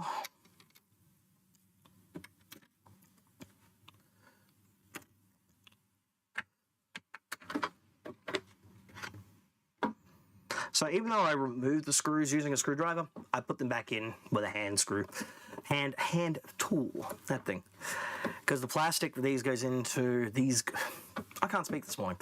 The plastic that goes into is pretty soft. So what ends up happening is if you use a drill, it will just spin around and destroy it. So you got like this screw that's just kind of sitting in loose plastic. Whereas if you do it by hand, you can just get like just enough tension just to hold it in. It's like, you know, finger tight basically. Finger tight is all that you need on something like this because you've got like the collective torque and the collective compression of all of those screws going at the same time. Oh man, ugh. Sinuses are killing me. Rock and roll. These ones go around the edge. Like so.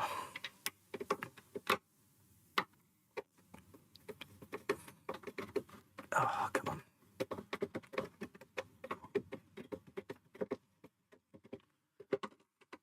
Hold on.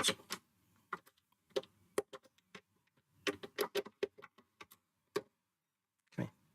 There we go. Sweet. Come on. Get in there. Why should I get in there?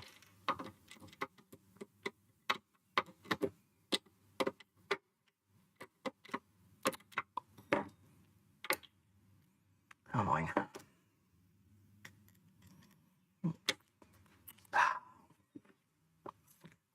And one of those mornings this morning. All butterfingers. All stress.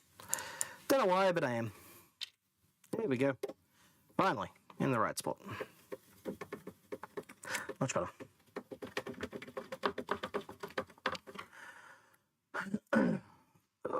Okay.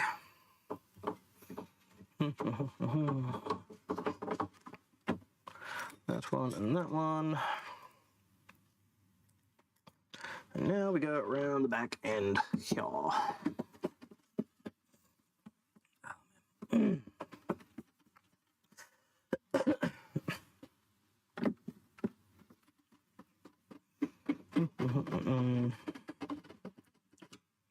That one and this one.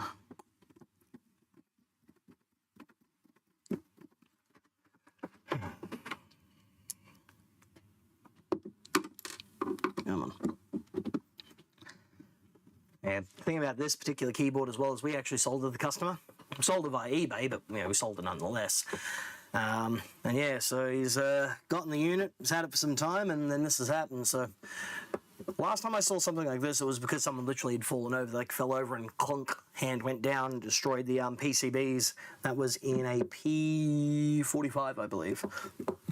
Absolutely snapped them in half.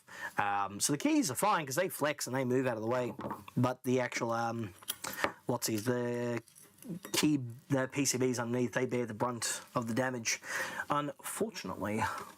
All right, put these screws back together with this, like so. That key can go in there as well, just in case. We can go with that. which can go back into its bag, and they can go in the front pouch. This customer will get called this afternoon when I do my calling runs. Alright. Other way around. Come on. There we go. Wait a minute. Aha. Oh. There we go. That's better. Here we go. Okay. It goes like that, and then this one does the same deal. Cool.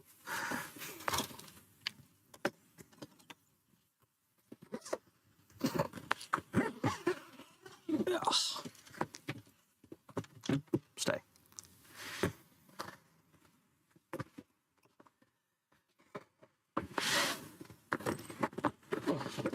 All right, there we go. Cool. Alrighty then. Now, let's see what's the dealio with the nerd. Alright, that can go back up into its little spots up there.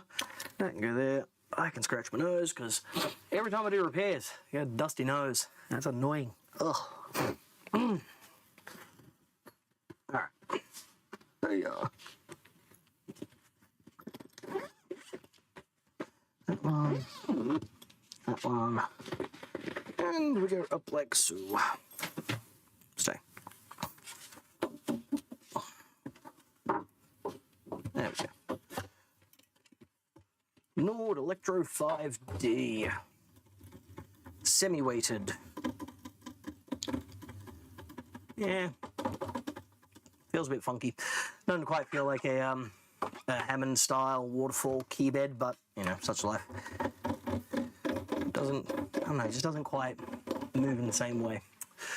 The reason I can say that is because I have a Hammond C3 here in the shop actually. I got to finish fixing it up and then it shall go up for sale again. Because yeah, they're worth big money and I like money. I like money a lot. Of course. Right, so we have us some security bits, Torx bits, that stuff. Where to put my Torx bits? Where are they? They're there, they're there. No, they're not there, not there. Where to put them? I did have them there, didn't I? No. Where to put them? Seriously, where to put my Torx bits? Oh, itchy. Ah, there they are. Cool. Alright. You can go back in spot there. So is it this size? Let's find out. Nope. I'm always one size off when I grab Torx bits. Allen key, cool, not a problem. But Torx, I always seem to be off by one. I overcompensate. And that's not a reflection on me, I swear. Okay.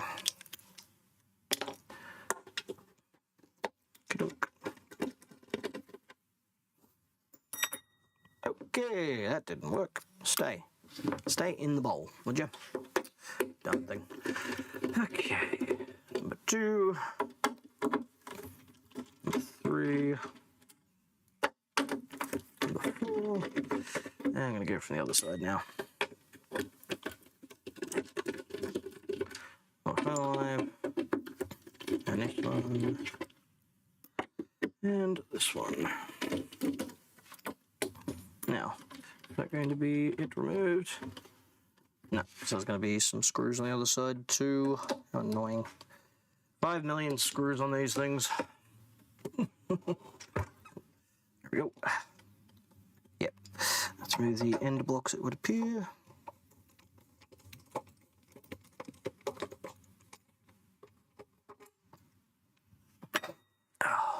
So the thing with this particular unit is it's got a defective OLED. So the OLED in it is on, but there's no display, like there's no light. You can't see anything.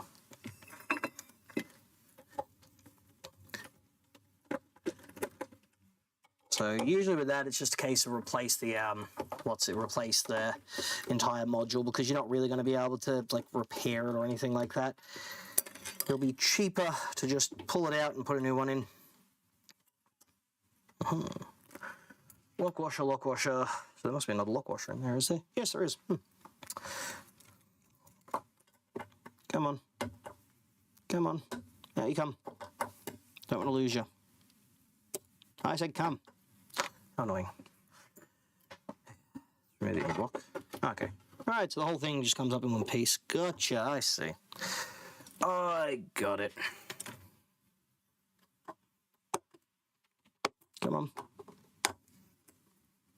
There we go. Lock washer, engage.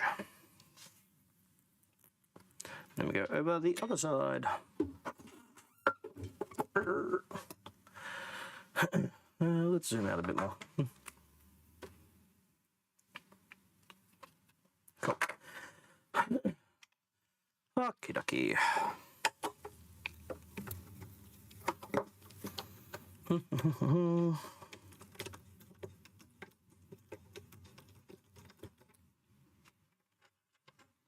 Alright.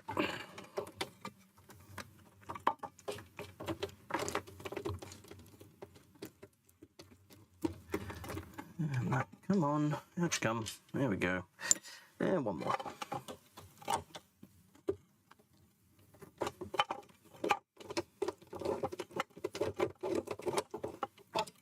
Come on. I know you're there, lock washer. Come here. Oh, another person calling whilst we're closed. They find the number. Wherever you find the number, you find the trading hours. So I don't know why they keep doing it. Alright, time for mute.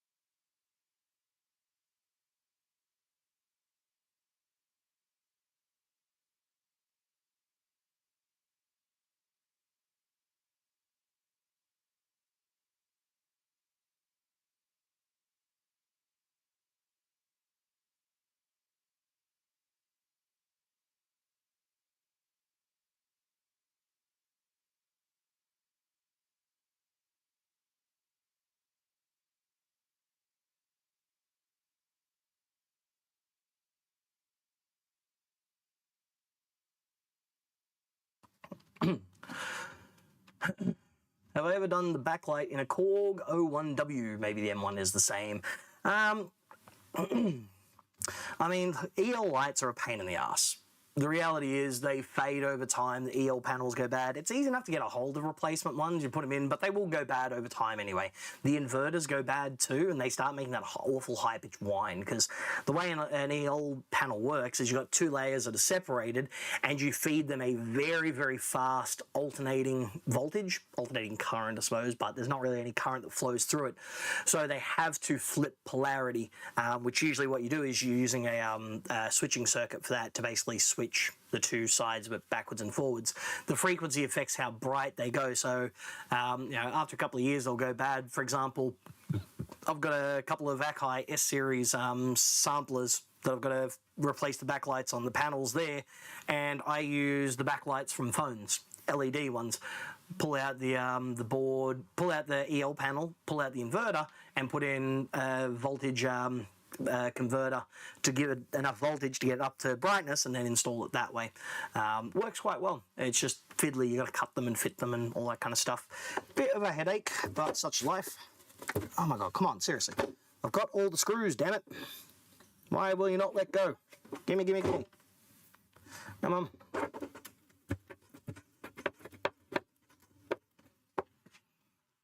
What are we caught on? Oh, I see. I see.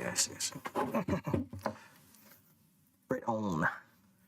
Oh, itchy nose. So this is one of those tricky ones that happens to hide another screw underneath. So that bracket holds it all in together. Looks like this unit's been dropped at some point in the past too, so the bottom side of the chassis is actually bent in and buckled in. Oh, there we go. It's that old classic thing of if it ain't gonna go, don't force it. What's going on here?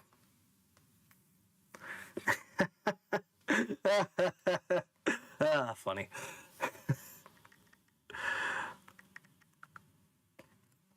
Sweet. Okay, let us disconnect this front panel from the rear panel. Like that. Excellent.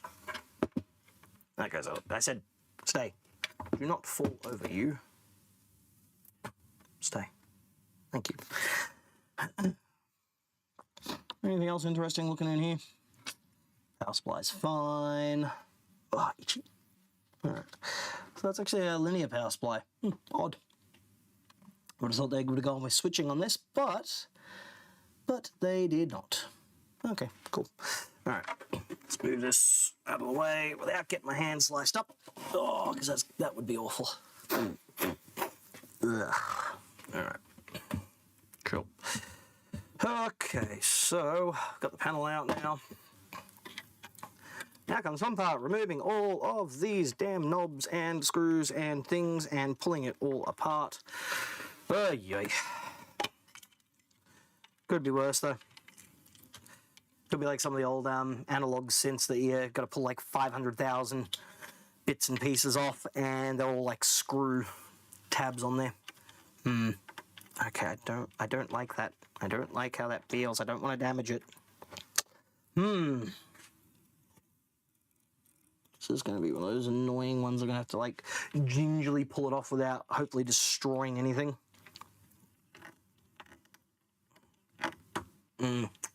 Right, okay.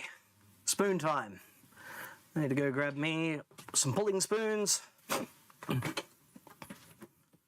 Pulling spoons.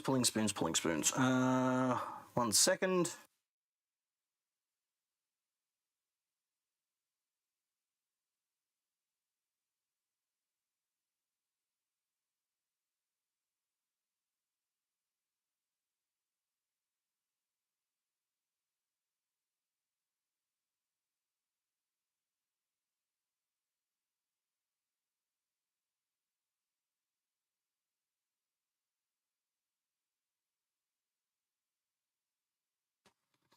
Alright.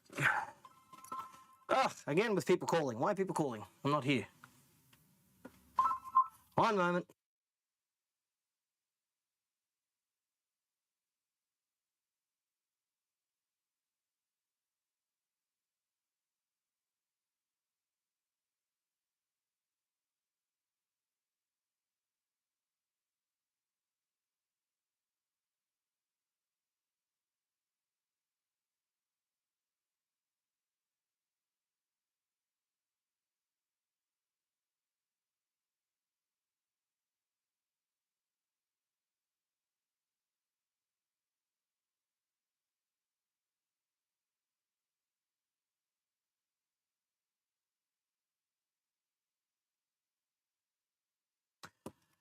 Oh, yay. Hopefully someone didn't have the clever idea to glue the fader knobs on. Yeah, that's a fun one when that happens. Oh, seriously. Yeah, gentleman was just calling up now, and just a word of advice, right? If you're going to call up and you want to get something repaired, right, through a repairer like us, don't give us a life story. I don't care. Like, not to be like an asshole or anything, but like, call up, say, hi, I've got this product. Are you able to repair it? That's it. Not, I've got this and I think it needs this and it's had this and that. It's like, all we need to know is just what it is. We'll let you know whether we can repair it. And then the response is, cool. Bring it in during shop hours. We'll book it in the repair queue. We'll give you a call, let you know. stuff like that. Simple. It was an old Korg pedal from the 70s, like, you know, Korg Univibe, that kind of era type thing. You know, they're easy enough to work on. Just bring it in. That's it. Just let us know. Simple. All right, spoons. Spoon, spoon, spoon. There we go. I hate doing that, because pots and that, you can get a hold of them a little bit easier, but sliders and stuff like this is a detented slider, so you got it's designed to mimic the feel of a Hammond drawbar. Because Hammond drawbars ratchet a little bit as you pull them. The early ones more so, the later ones just kind of had a little bit of a notch, so you kind of feel where they were going. But yeah, these ones are mimicking that sort of feel, so they're not like I can just go and get just a generic one out of there.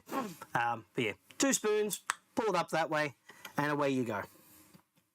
Just put it under nice where the part is going to be removing from, until a little bit of a click, and that way you're not going to end up scratching the panel and not going to have to worry about you know, damaging the shaft or doing anything like that.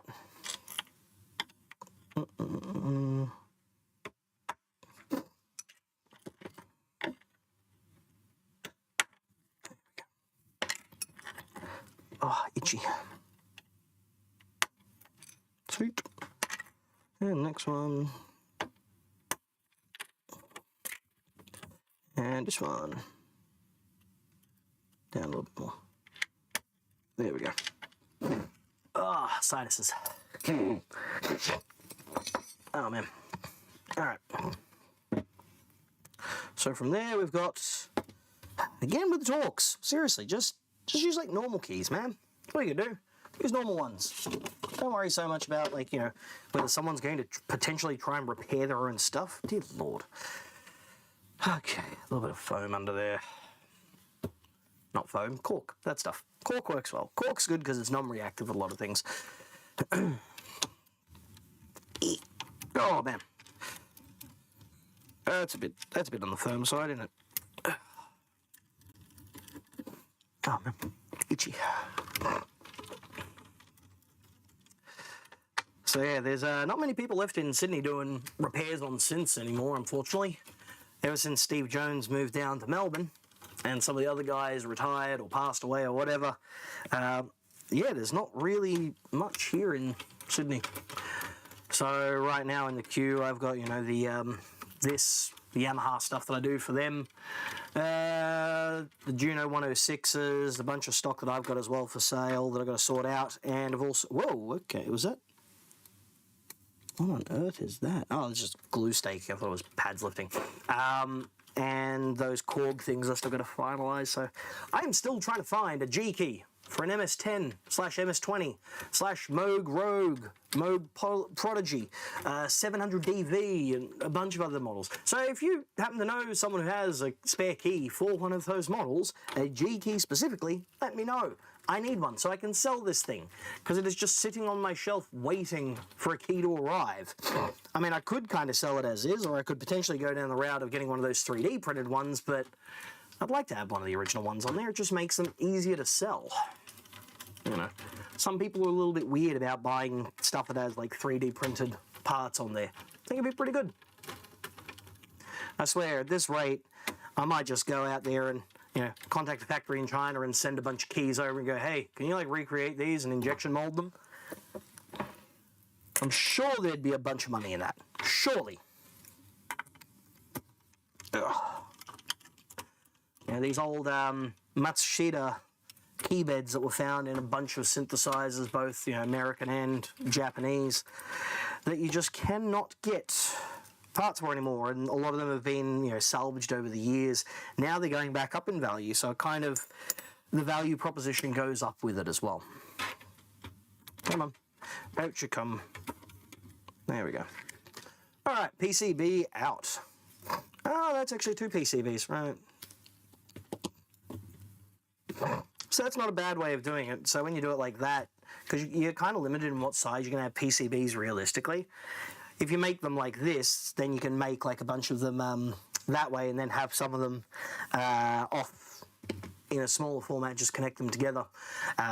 Brings down cost versus, say, a full length board. Even those extra couple of inches, they can go beyond like standardized board sizes.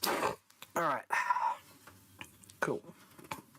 Let's migrate this out of the way. And there. Let's take a look at this screen. Yeah. So. Okay. Now, is this thing an entire module, or is it just a standoff? Okay, so that's heat staked in. Because what I want to try and do is find the generic part, rather than having to wait for the local distributor to contact me and let me know when they've actually got these available.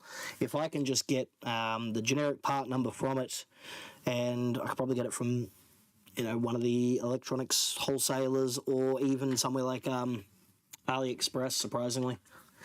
Can I get underneath there?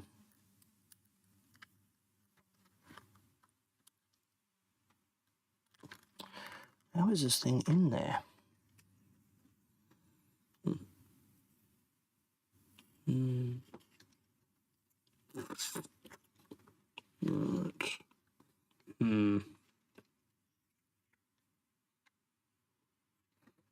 It's going to be one of those annoying situations, isn't it? Alright.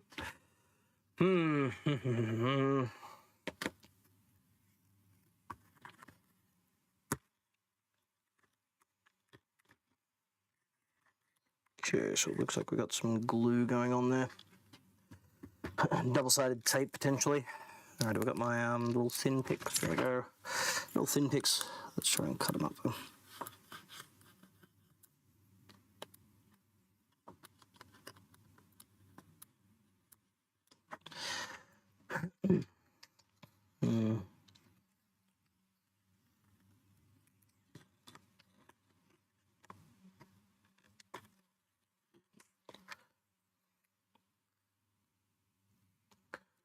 Seriously, how does this come out?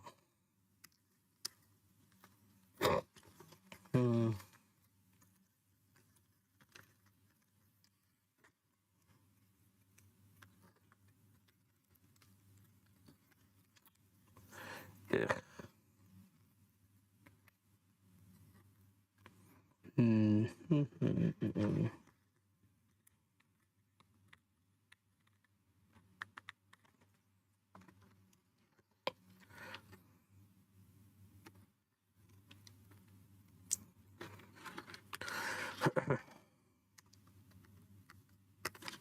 God damn it. To the internet. Potentially somebody has already put out a thing on how to remove it. All right.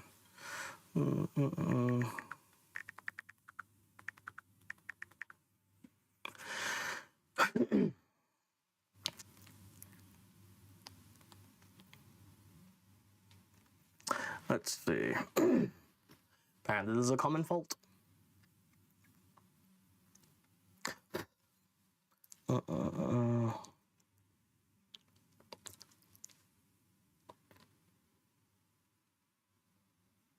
That's not what I want. Go away.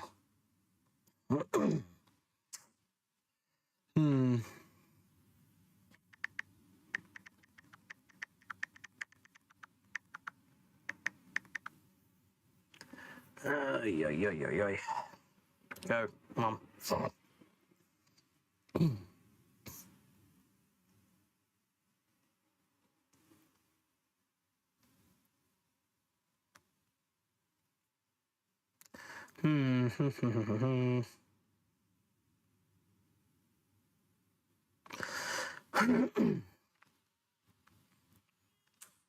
No, that's not it. That's not it.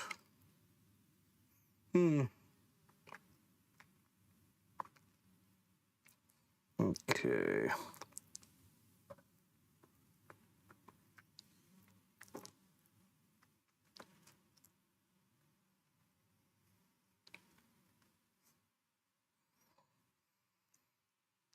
Let's see what this has to say.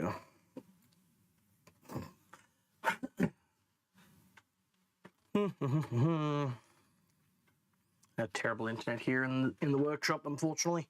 Even though I'm just like the other side of there, and the computer's fine because that's actually connected to a Ethernet connection. So that's all hunky dory.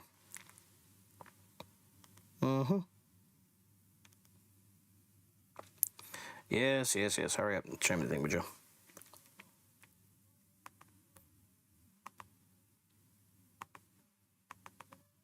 Come on.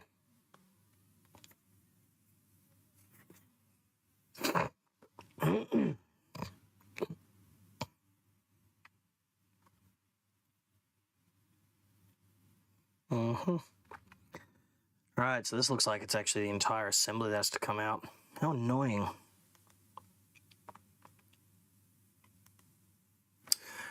Okie dokie. I have to contact the distributor then. See what they've got for them's panels, but got some heat stakes here. They'll have to cut, and cut. And then that should, there we go, out like so. Cool. Release that from there and there. And that comes out. Okay. So is it possible for me to just like push it out from the rear?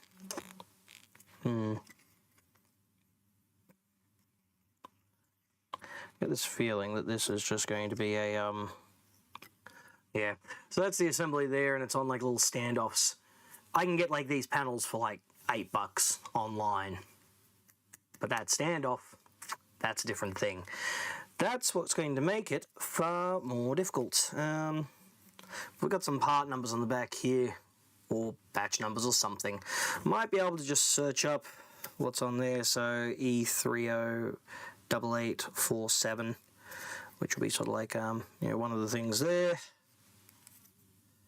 Because yeah, it looks like they're just glued in, double-sided tape potentially. Yeah, just like double-sided tape in there. Come on. So theoretically, if I get in there like so,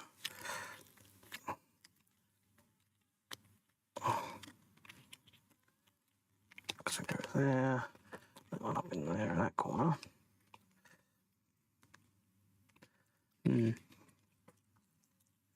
Might be able to get it out, maybe. Aha! Success. There we go. Cool. So if I get some motion on this side, because the main thing I don't want to do is get myself stabbed in the finger with broken glass. Because that would make me doing my job a little bit more difficult. Just a wee bit.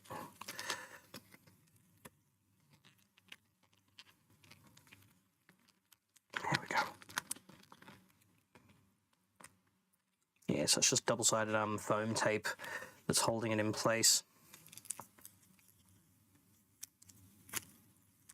Ow. Sharp. Go there, like so. Come on. Oi! We got a certified, bona fide, genuine legend here in the channel, of course. Mr. Brad Webb. Come on. Oh, there we go. Alright. Cool. So I should be able to just finish peeling. There we go. Nice. Excellent. Sweet. Alright. Cool. Assembly removed. So theoretically I should be able to just replace this now with just an OLED module itself. Having lunch. Yeah, good plan. I might have lunch soon. See how I go. So yeah, so that's the OLED module there for this unit, which is just standard 128 by 64, like 2-point-something inch display. This one is Cactus. So I'm going to see if I can find just that module online. Yeah. Been getting smashed today. Customers back to back all morning. Well, aren't we lucky? All I've gotten is a couple of phone calls asking about, well, you know, random stuff. That's about it. Everything else has been pretty well absolutely dead.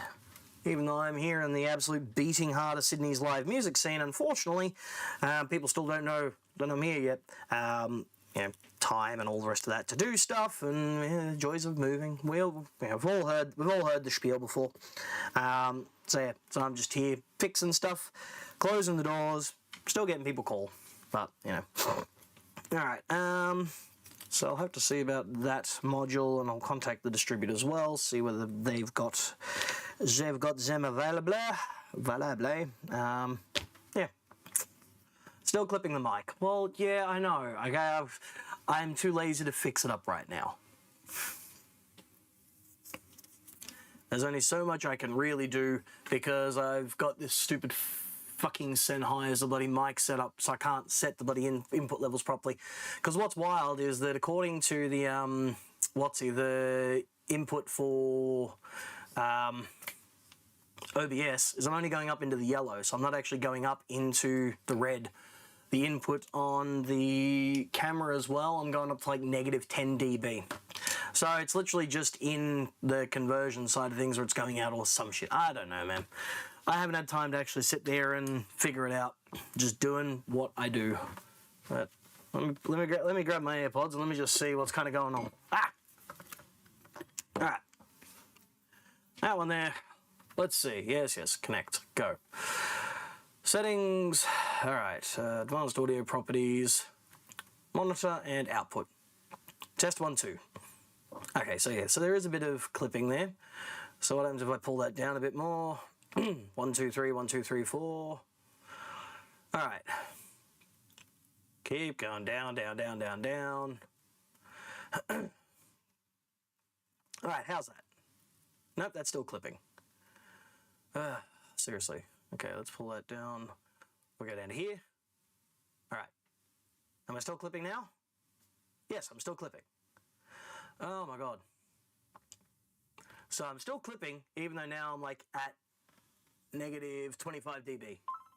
How annoying. God, bring that up back there. Test 1, 2. I mean, if I talk quieter, I might do it. God, who's calling now? Let me just put it on mute.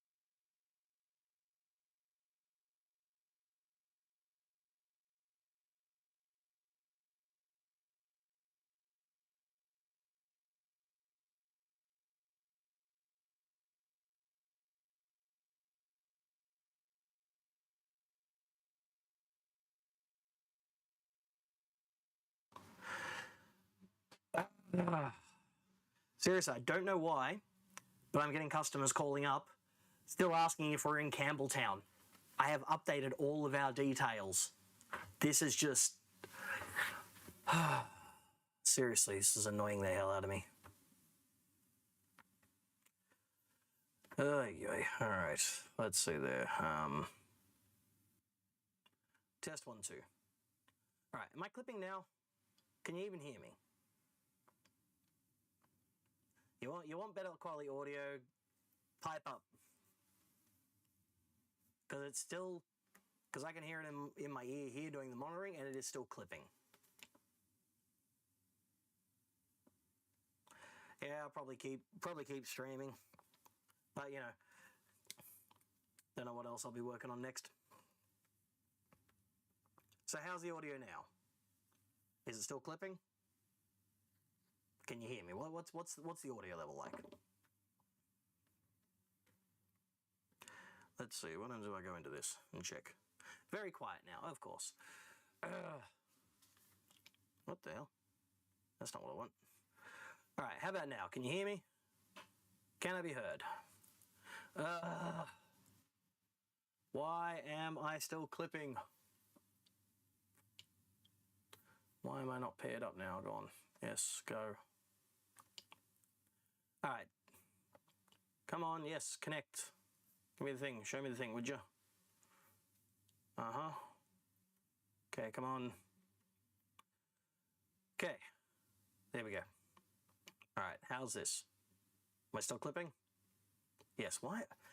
Okay, why am I clipping? Seriously, there is nothing that is clipping. There's no reason why it should be clipping. Okay. Test 1, 2. 1, 2, 1, 2. Am I there? Yes, okay. Okay, not that one. Let's go to that there. Yeah, so I saw that with the duplicating of the inputs, but I don't know why I'm clipping. I shouldn't be. Okay, let's turn that off. Okay, so how's it sound now? Okay, that is very clippy. All right, so I'm clipping on that side. If I go up here, go to my functions. All right, go to audio, input mic 1 and 2. I'm at like -20. So there's no reason I should be clipping. Why am I clipping? Why? Seriously? Come on. All right. So if it's going in there, and I got that compressor on, let's push that up like so. All right, 1, 2. Might as well go right down. Let's just squish the hell out of it. How's that? Oh my God, that is awful. Ugh, but at least it's not clipping, I suppose. Test 1, 2. All right.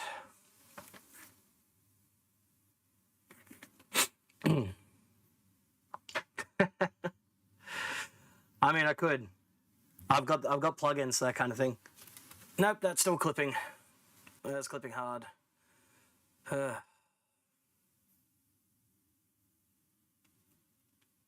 right. Is that any better? Am I clipping now? Or do I just have to like talk quieter? Is that it? Do I just have to be like calm? Do I have to be like non-boisterous 6? Do I have to relive my childhood? Child, be quiet. You are loud. All right. So I pull that down there. All right.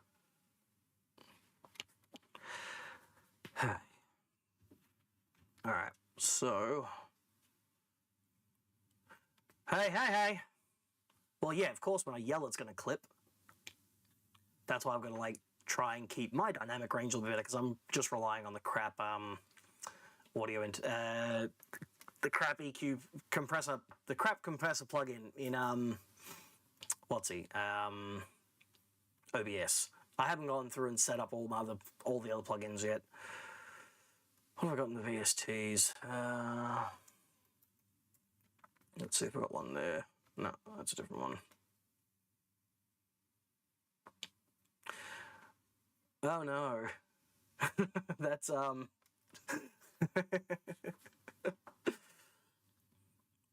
So Brad, yeah, you're getting called out by a legend, I suppose. Oh dear. All right. Test 1, 2. That. All right. Do. 1, 2, 1, 2. All right.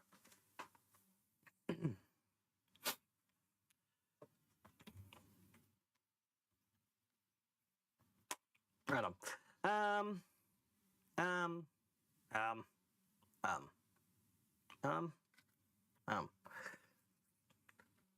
Okay. I hate the Sennheiser wireless things. Because the crazy thing is, right, is that with the the camera, if I record it through there and I listen back, it's clear. There's no clipping whatsoever.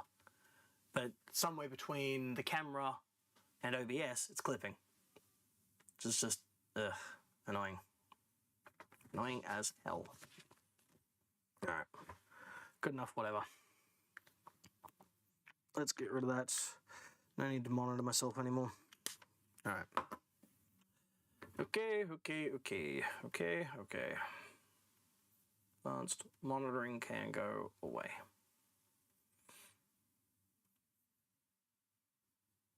Close. There we go.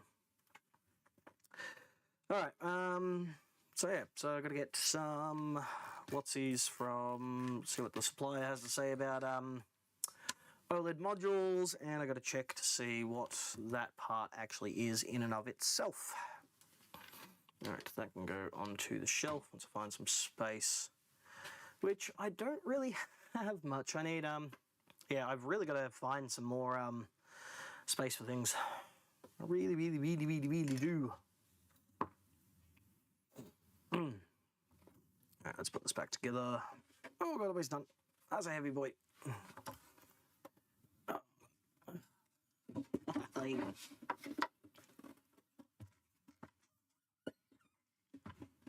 can stay there. I can stay there. Doobie-doobie-doo.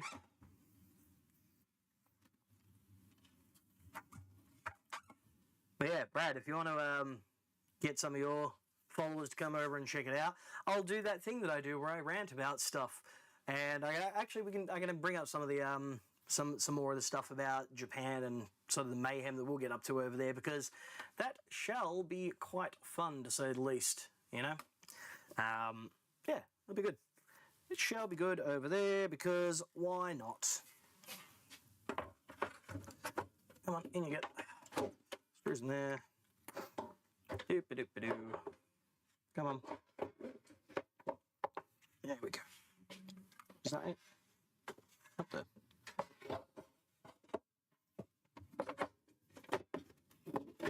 Oh, it's going to go like right there. Alright, gotcha.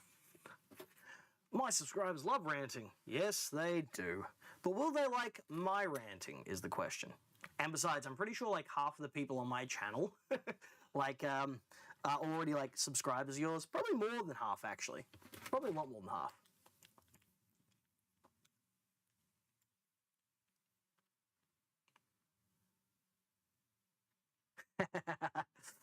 Oh yeah, it shall be an absolute wild one indeed over there. But there's a couple of there are a couple of really interesting places and things to check out over there. Obviously, you know, check out all the nerdy bits and pieces. Because I can guarantee you'll absolutely like lose your brain at somewhere like a hard off, like the hi-fi stuff and the old like amps that are there, and like old speakers and all that kind of good stuff. But also obviously a guitar and electronic things and all the fun doodads and bits and bobs that we enjoy oh so much. Why is that not going in? Get in the hole, damn it. Stay. Oh yeah. Come on. Get in there. I said get in there, thank you. Damn thing. Why do you not want to get in? No, are you too good for your home?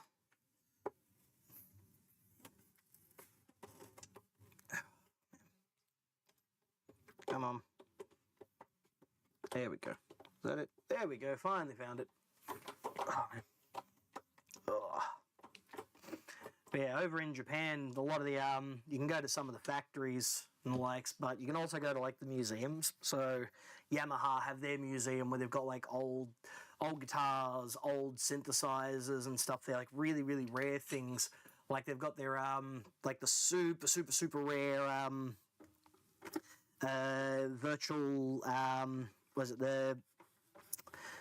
the analog modeling, no, not analog modeling, oh god, what is it? I've drawn a blank. The really, really crazy modeling thing that they were doing back in like the 90s. Physical modeling, that thing. The physical modeling synth that they had. So they've got like stuff like that there, and they've got like a CS80 and all kinds of stuff. Haven't enabled super chats. Have you monetized the channel yet? I can't. I'm not allowed to monetize yet because I don't have enough watch hours. I've got the subscriber count, but I've released such little content that I haven't gotten past the 3,000 watch hour mark yet. I've got to hit 4,000. Basically, whenever I release stuff out there, it either goes really, really well, or it doesn't go at all. So it's kind of like you know, I release something very infrequently, but it's a banger. I'm like the Beastie Boys of guitar, amp, and electronics YouTube. I appear once in a while, release something, it's okay, and then disappear again.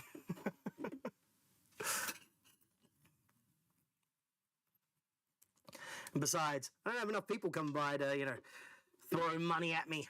I would like that, though, because that will definitely help in keeping the lights on here. Oh, there we go. There we go. Cool. That's done. That one can now go away. Oh, God. Oh, he's done. Flip it around the other side. Oh, there we go. All right. And we go. Sweet. All right. So.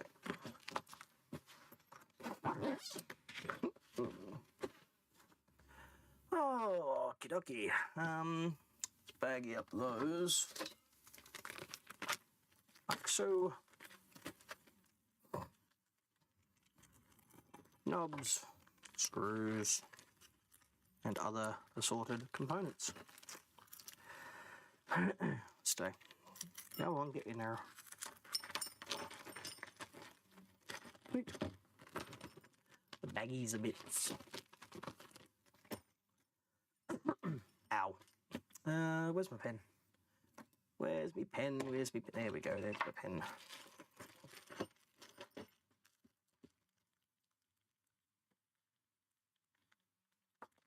Nord E5. There we go. And go into the front pouch of that jobber. Over here. Go on top of that. Stay. Cool. Stay. Actually, let me just check something quickly. There I am on that side. We go to there. Audio.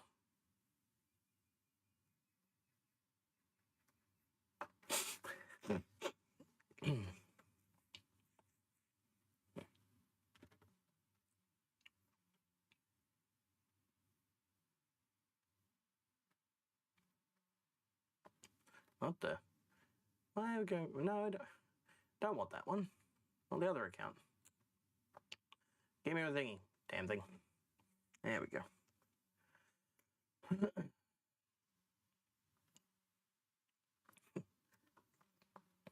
Coordinating live streams with others. I mean, you know, theoretically, yeah, but then it also gets to, like, sometimes, you can do like that sometimes. For example, if any of you guys like watch any Twitch streamers or anything like that, they'll, you know, when one person finishes their streams, they'll basically send their streams over, because you can actually do that. You can actually send your audience over to other people who are watching. You know, you basically sort of dump them on there. And that's how sort of some people will find out about other, you know, streamers and other things there. But it depends on how long people actually want to see, you know, people doing the kind of thing that we do here. Oh God, the first thing that actually came up in my recommended feed on the channel here is what's he? The Gitologist. Not my personal preference. That's for sure. Not that one. Not that one. let's see. What does it say under earn? Can I actually set that up?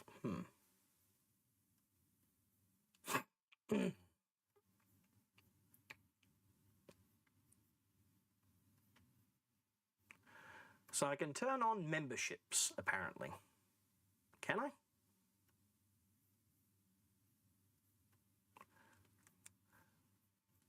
But how?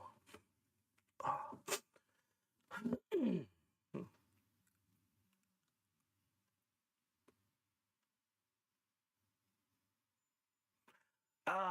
Apparently I'm like 60 watch hours away from being able to turn on memberships and super chats. So that means if a bunch of people here all actually like jump out there and you know, watch a chunk of my videos, just like play them in the background, just whatever, just like bring up a playlist of them and just, you know, do it that way. That'll help me get over the link, because if I look, in all honesty, if I can get over, you know, the whole you know, monetization hurdle and that, and start getting some stuff there and start getting enough watch hours, then I will do more. I'll put more videos out. I'll actually have more time to be able to do it and actually spend more time like setting up the audio and getting things done there, because I am very, very time poor. I have very, very, very little time up my sleeve because I've got no staff. I had a shop that went from 5 staff to just me. I'm doing all of their jobs and mine, and I've got my music school that I'm trying to run, which is currently having some struggles and trying to sort things out with that, and yeah.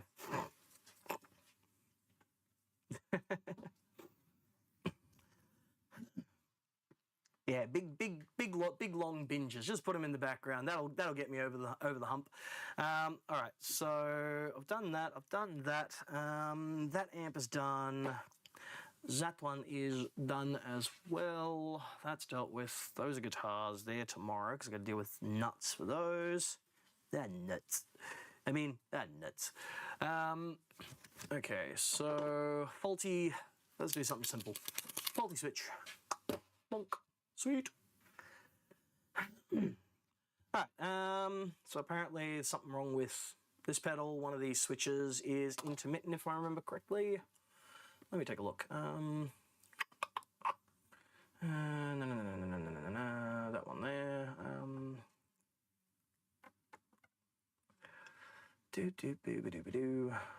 Kingtone Duelist. Faulty switch, yep. So one of the switches is intermittent. So it's kind of cutting out when you sort of jiggle it around a bit, which is something that does happen over time. Let's get my power supply the correct way. Bring the voltage down properly. Harsh lows. Center negative, 9 volts. Again, with people calling. Why? Okay. Full momentum.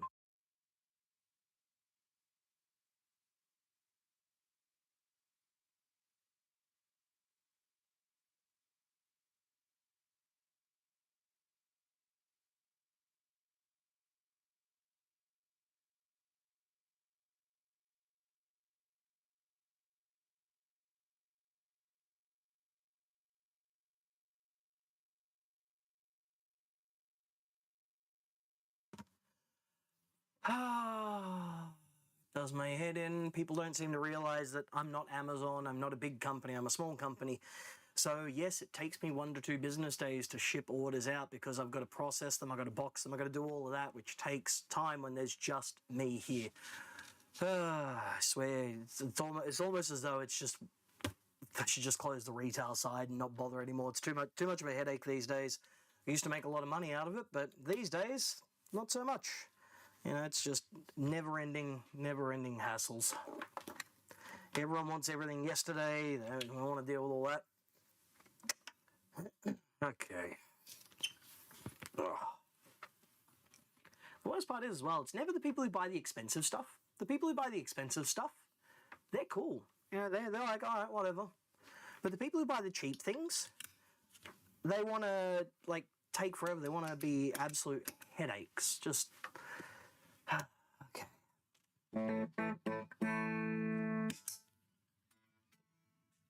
Yep.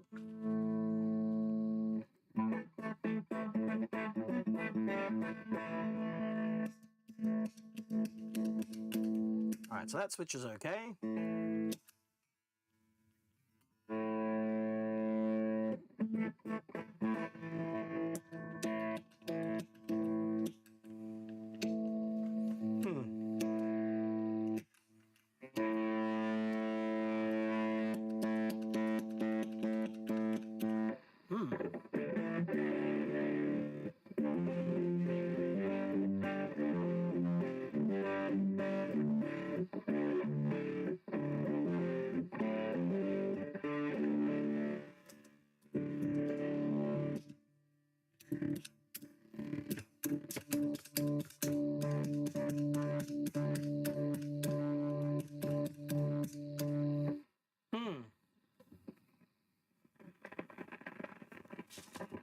That's a new sound though. What on earth is going on there?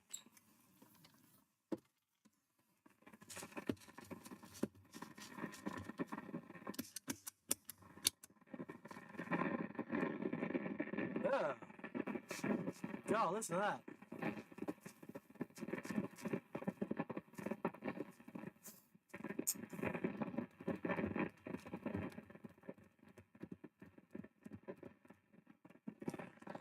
Good Lord.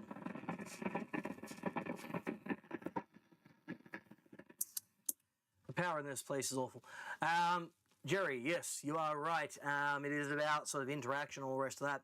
I get very few comments and very few things on my posts. When I do, I tend to reply or do whatever I can there. And sometimes there is a bit of a snarky comment that goes with them as well, because inevitably there's someone who's a smart ass or someone who's being a pain in the ass or something like that. I had a guy who was trying to tell me that my video about I did a short about EMG pickups going bad.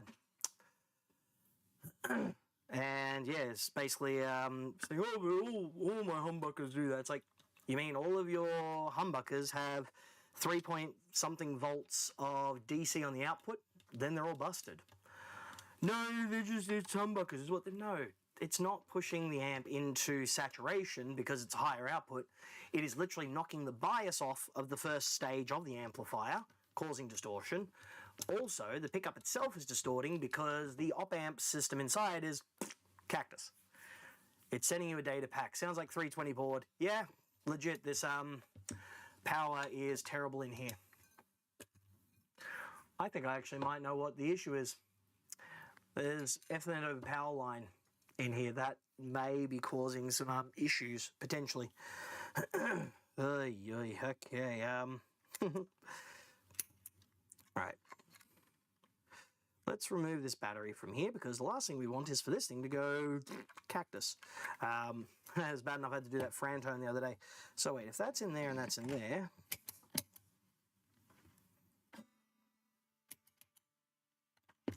Alright, so I got a battery in there, but it's not doing anything. Alright. So that battery's probably very dead.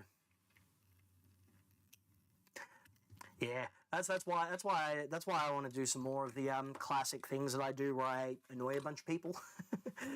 You know, as they say, there's no such thing as bad publicity, and there's no such thing as bad interactions online. So when all the trolls come out and go, "Oh, but my guitar's done this for years," and rah, rah, rah, rah. Brilliant, cool, send them all through.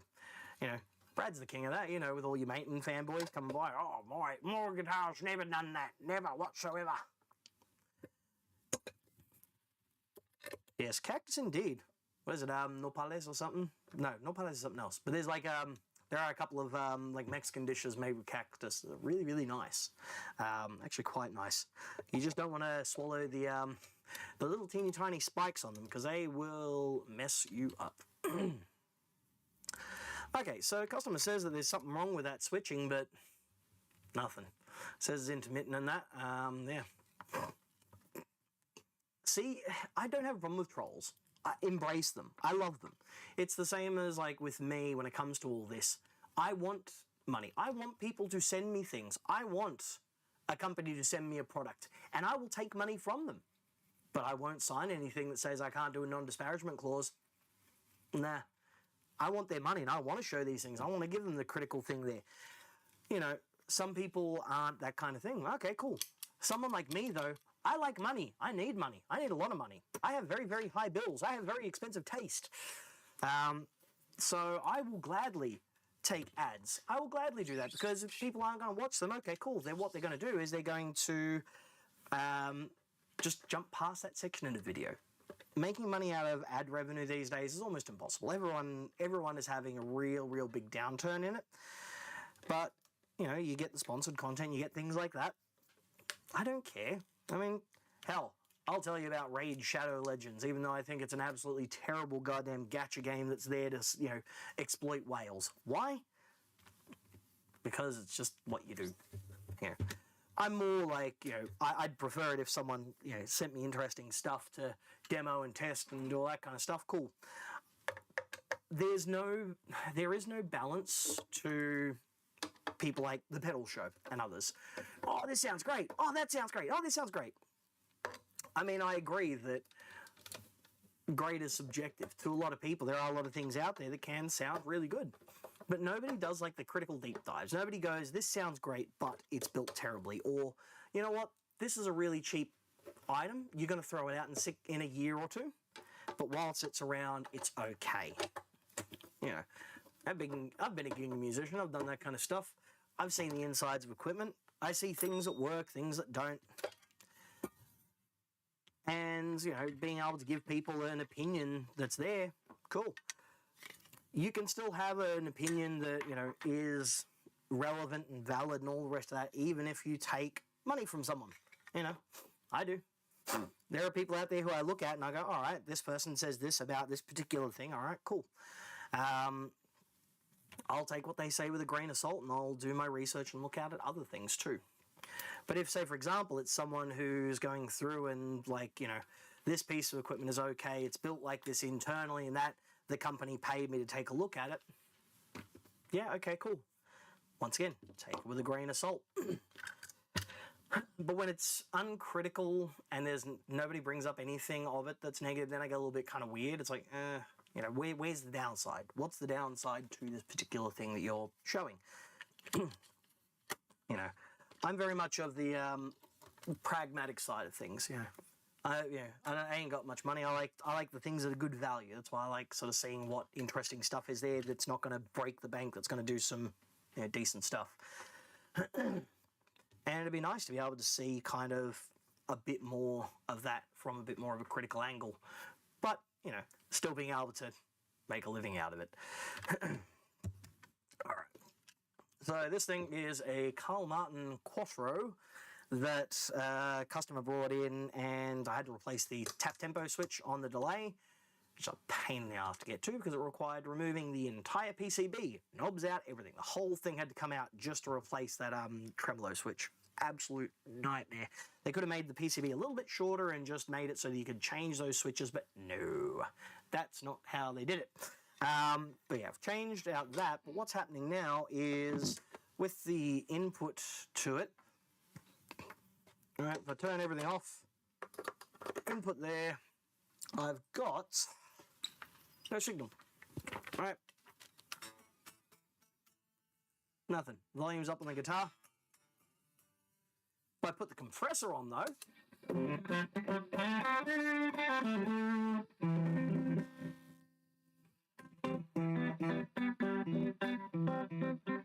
it's working.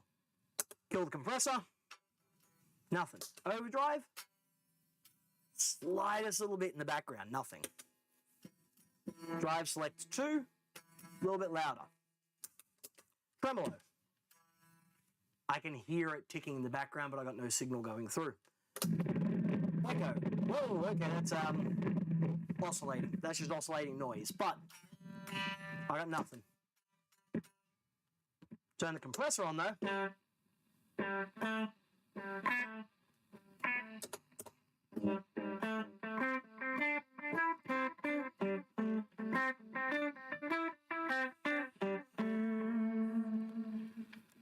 So yeah. And once again, a lot of noise here in the room, all that. Listen to it. It's brilliant. Noisy, noisy, noisy hash. Ugh. Alright. So the problem is with this is there's no schematics. None at all. and they're using a bit of a convoluted system for the actual switching. So now I've got to watch out when I do this because this is mains powered because it uses a lot of currents apparently.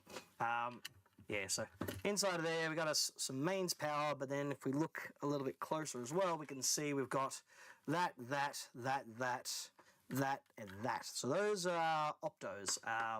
Yeah, like just LERs with LEDs going on there. And I would probably hazard a guess that there is something going on with the LEDs or the LDRs in those units there that's causing some issues, because I don't know how exactly it's utilizing them, but it's probably sending signal through one and then basically sort of flip-flopping whether the signal's being sent through or whether it's being sent through to the signal there, kind of like a Y bridge, and then they all join up at the next stage. No schematics makes things more expensive, makes things more of a headache, because yeah, that's the input there, which is going into there, off to that up amp, up through there, so it looks like it's going down through this section here. Alright, so I've got op amp 1 there, op amp 2 there, so theoretically I should get differing voltages when I change them.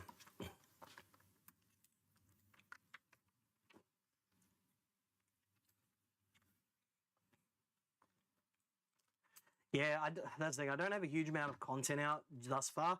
Pretty much the main thing is like when I put out a video and I do like the produced type stuff, I get like 10 to 20,000 views on a video. So when I did like my tones and teardowns and other things, that allows that's what got me up so quickly. I've only got 1,500 odd. I've only got like 1,500 subscribers, but I've got like a dozen videos, and that just comes from those particular sort of, you know, higher quality videos. You know, when I put them out, they're good quality, so people come along and watch them, and then they got shared to places like the Gear page, and there was like some other channels like Vertex Effects and that shouted us out in their videos. I need to do more of those. The more of those I do, the better. Yeah. All right, so we've got that there. Let us check what we got here. All right.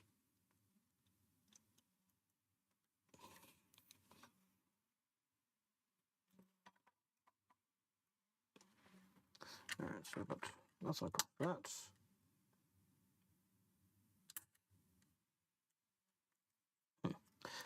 Okay. So no voltage across that, and I should be getting at least, yeah, when that switches on, I should be getting like 2.4 volts or something, because one would assume it's probably just a red LED or similar.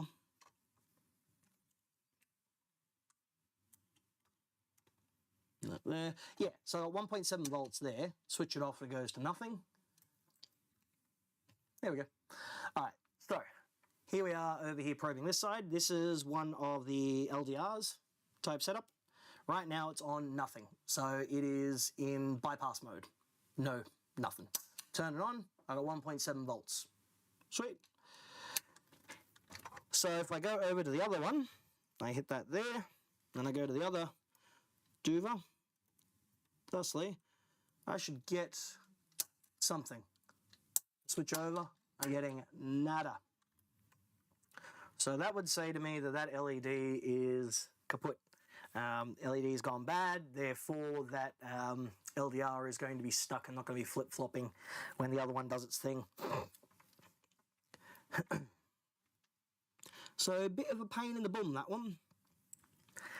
So I'm going to have to basically pull the entire board out again just to change out that LED. Let me just confirm my suspicions, because I'm going to do it regardless. There we go. So I'll quickly kill the power to that, and just give this a little bit of a little bit of a cutty cut up the side. There we go. Come on, come here, give me the thing.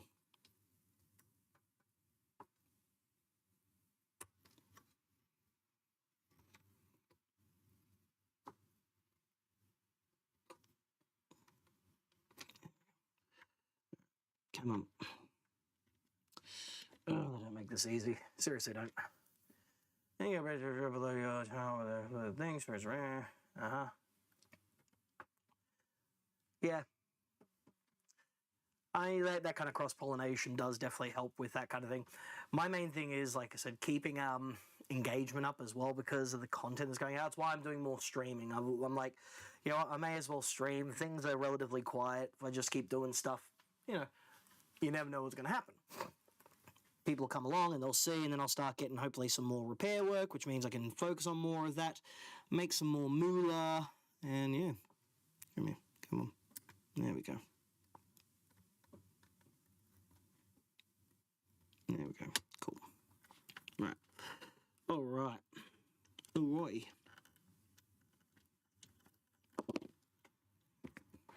So if I got that out of the way, like so, then I should. There we go. There. All right. So I've exposed that LED there. If I turn this on now and I switch it, I should be getting light out of that. Nada. Bupkis. Nothing. Denied. Whereas the other one, I'm getting light out of it because I'm getting a voltage drop across it. No voltage drop means no current. I don't know what color these are. Are they blue or are they red?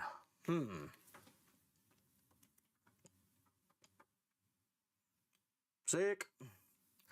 Thank you very much. Okay, so this will need to come out. Yeah. I have to figure out what bloody color these things are. Now comes the fun part of disassembling the entire thing. And this is why a unit like this isn't a cheap repair. Again, I say this so many times over. They are repairs that cost a bit of money because the fiddling around to actually get just inside it to be able to replace one or two components is massive. Come on, there we go. But while I'm in there, I'll check all the other LEDs as well. So I've got the diode check functionality on the meter. So with that should give me enough information there because it'll go up to 3 volts, which these are only 1.5 volt LEDs.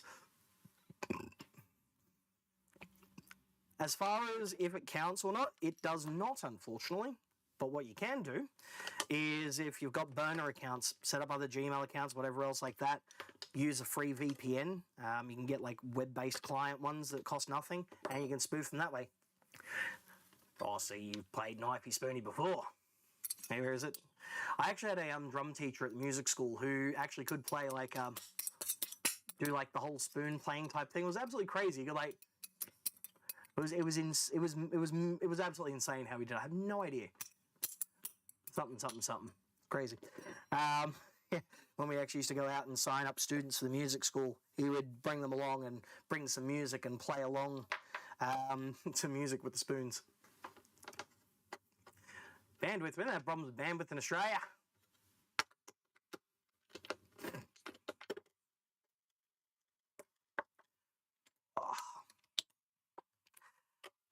See, what I need is I just need to get more stuff out there. The more I do, the more natural engagement there will be as well. So being able to spoof it and getting more stuff happening, yeah, you know, obviously I'm going to get more people, more eyes on the prize and that.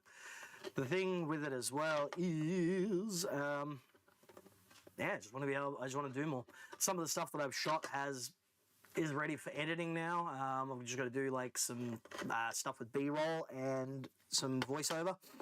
So one of them is talking about the Fender Blues Junior 4 and how there's 2 completely different versions of them, which for some reason Fender hasn't told anyone. So nobody knows. Unless you know, you don't know. And it's still weird. After all these years, the time they've done it, they ain't done nothing. Got a solid 50 megabit. Meanwhile, you know, those in the US are like, man, I'm out here in rural bumblefuck nowhere, and I got only this Google Fiber. Although actually the US is really bad for that because the areas that have bad internet have really, really bad internet because they have absolute monopolization by companies that have just divvied up the country amongst themselves and acted like a cartel. And Australia saw that and went, no thanks, we don't want that, and then decided to set the NBN up, at which point the the libs turned around and said, no, we can't have that, that's going to hurt our mate Rupert and his money making, so we need to stop that. Oh god. I have premium. Premium's good. Oh god. Ow. Damn sinuses. Okay.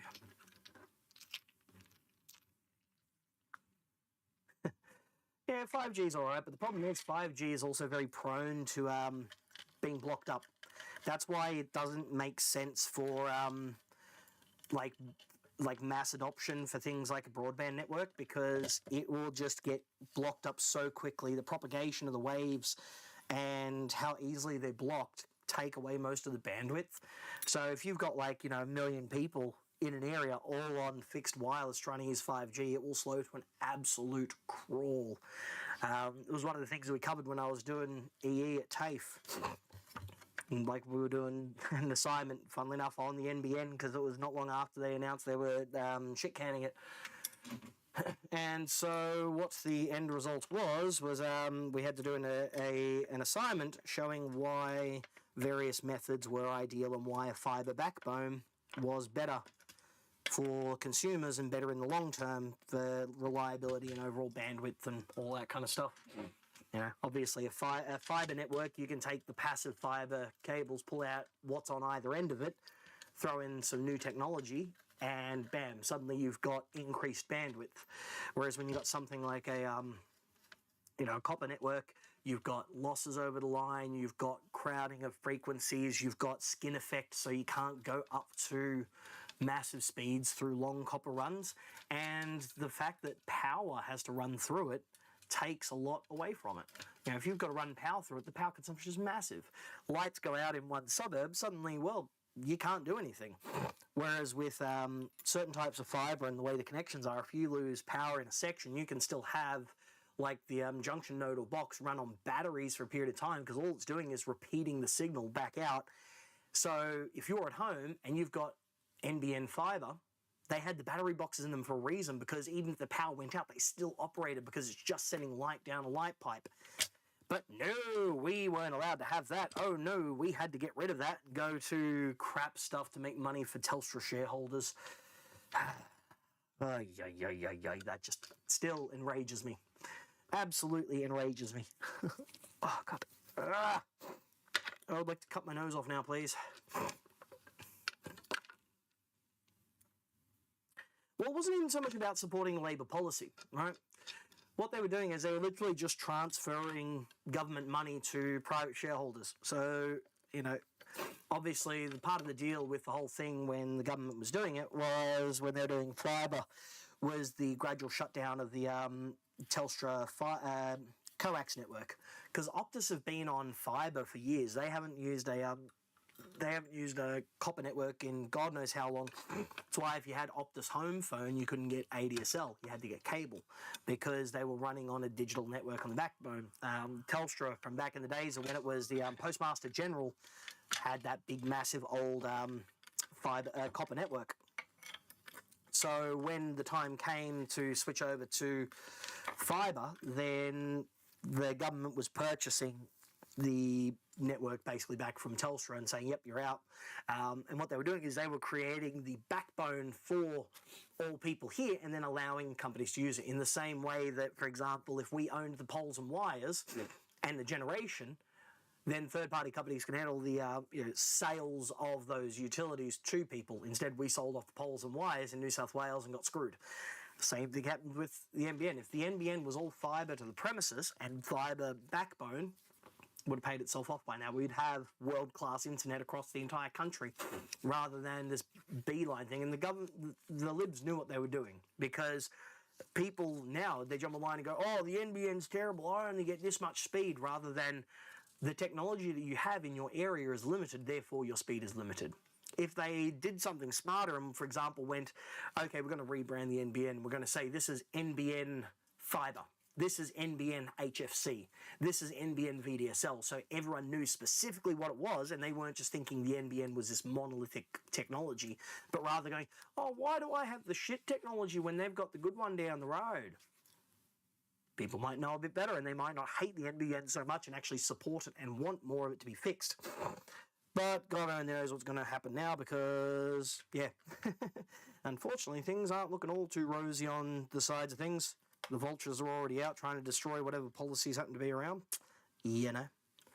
Okay, so let's take a look what we got here. Oh, itchy nose. All right. Desolder gun.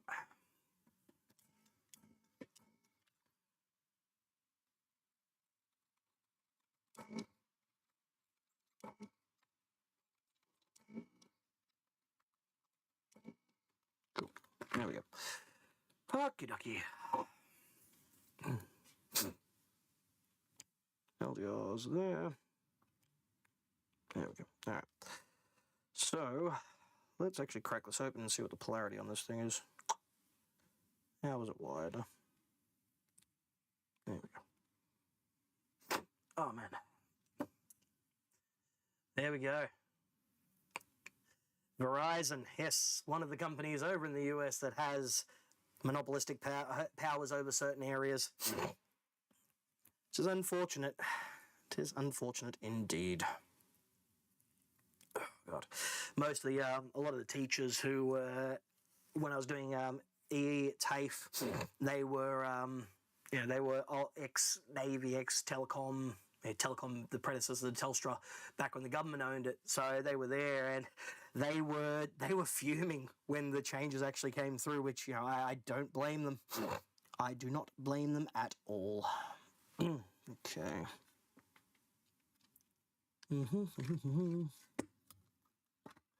Yep. All right. So that one goes there, like so. Okay. What color is this? It might be a blue. Let's actually check her.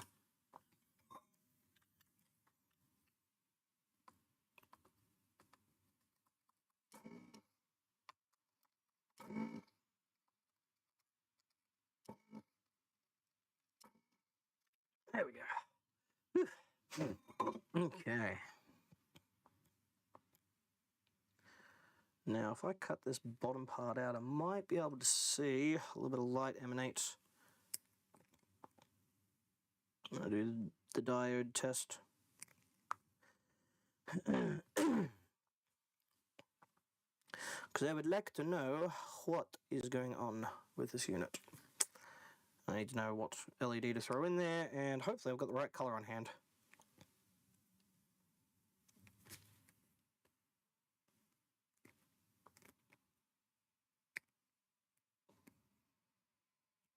Come on. There we go. Cool. Now I can see up its skirt a little bit. All right. Come here. Come here. Come here, I said. All right. Diode test. Change. Thank you. That one there. And that one there. Yep. So we got red. Standard red LED. That'll do. What the hell? Sounds like somebody is screaming. Lovely. What's the off? MP. What's the off of this? That's probably gonna be low, just like the standard type that we got. Yeah, standard 1 meg. Standard 1 meg went off. I got tons of these old school type ones, so they're fine. They're fine. All right, so that goes there. Goes there.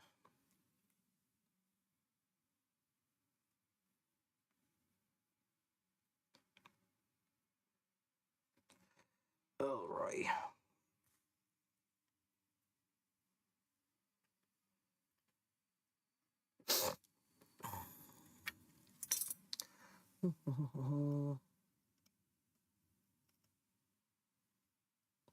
There we go. Come on. There we go. Come on, buddy. Kadunk. There we go. And that one there. There we go. Cool. Network PC maintenance instructor. Yes. Oh, seriously. It is honestly that kind of thing. When I did EE at TAFE, this is about 6 years ago. A lot of the stuff we were doing, because it was more focused on the repair side of things, it was an older course, there was a lot of working on ancient stuff. For example, the software that I used to learn how to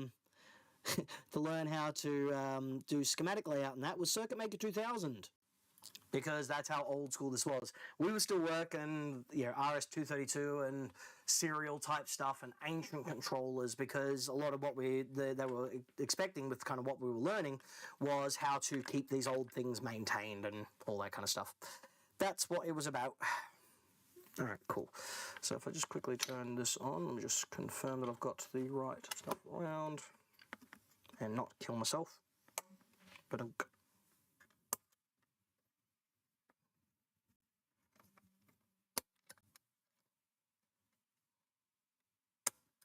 I might have the wrong polarity. Did I put the polarity wrong? I probably did, didn't I?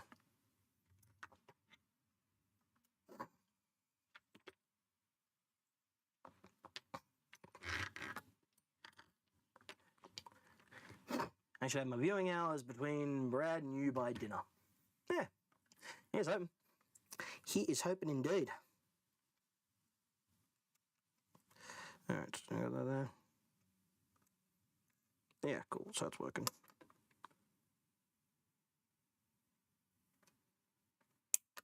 All right.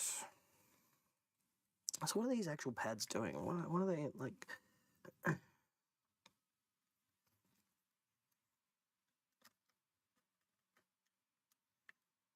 Oh, come on, give me the thing.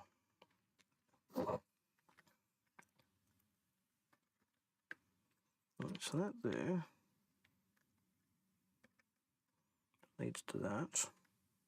Negative 12.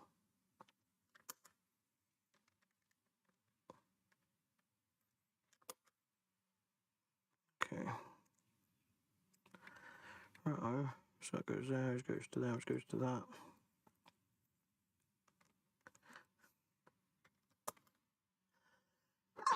Oh, look at it. Okay. Right. Cool.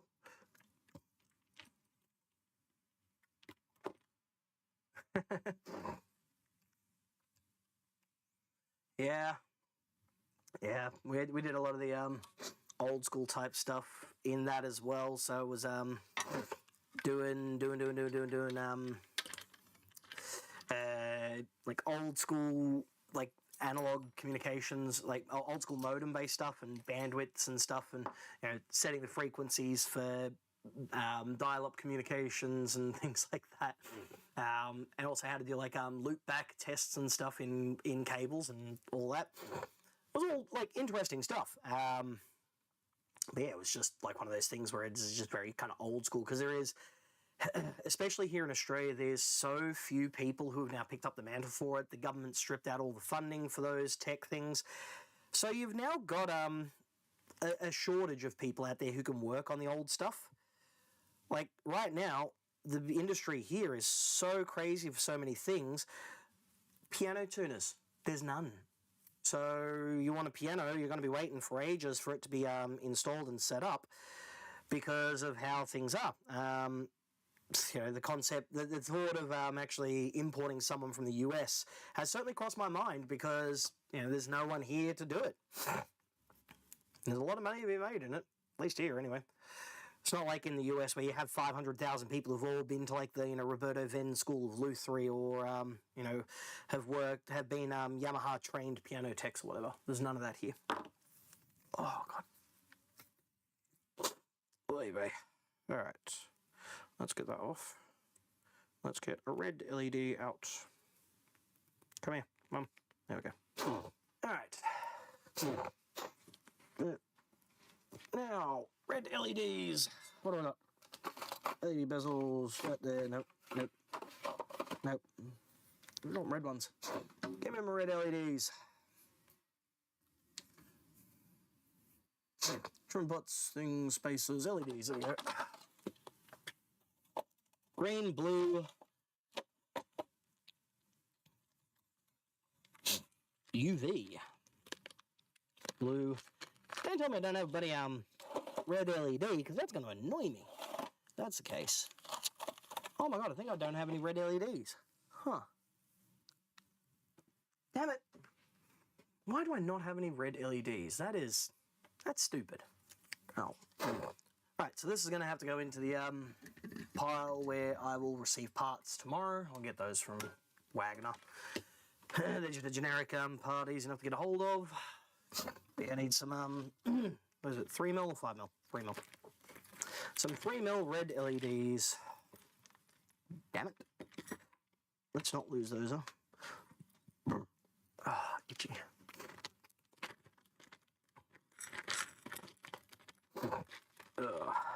5 million parts, but never the ones I need on hand. Always the way it goes. That goes there, that goes there, that goes there, and that one goes there. Okay.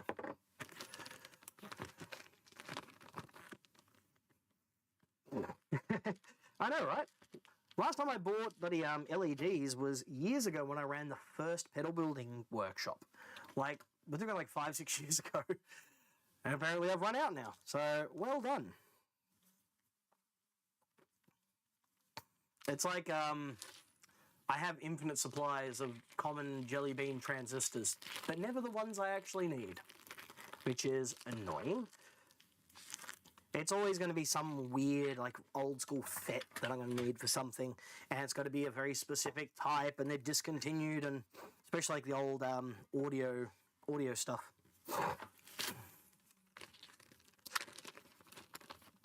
Hey! Little peace sign. See, I see that. I see the little little emoji in that, and what's he? It reminds me of Alex Kidd, because in Australia the Sega Mega System was very, very popular. It was like a big thing. Sold a lot of them over here, and yeah, the Mega System came.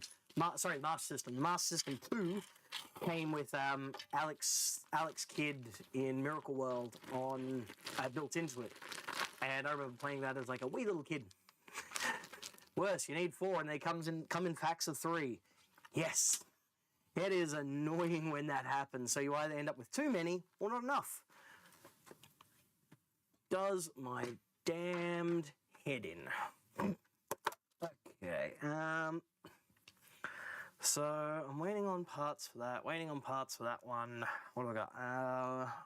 Waiting on parts for that one. Waiting on parts for that one. Seriously, give me a break, would you? I'd like something I can actually like put up now. Guitars. I got some there, but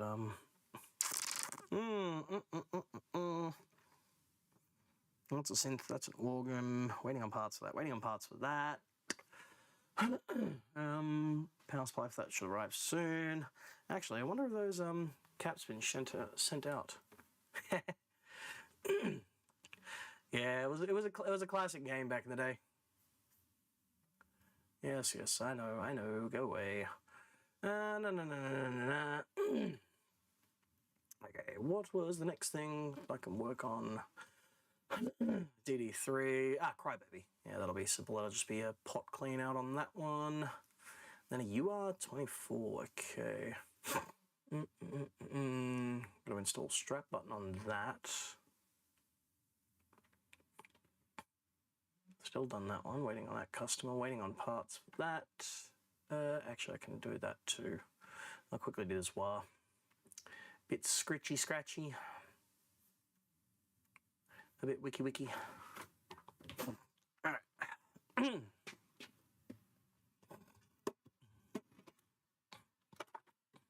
Here we go.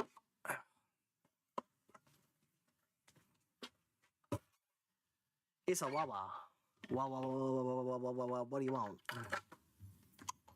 That there. On. Wake up, you. Okay, there we go.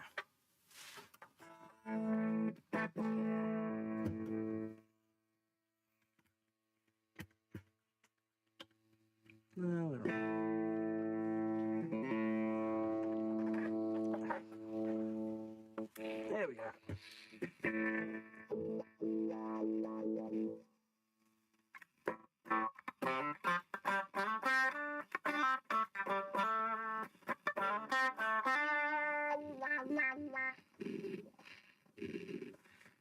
Okay, seriously, this noise situation is getting a bit much.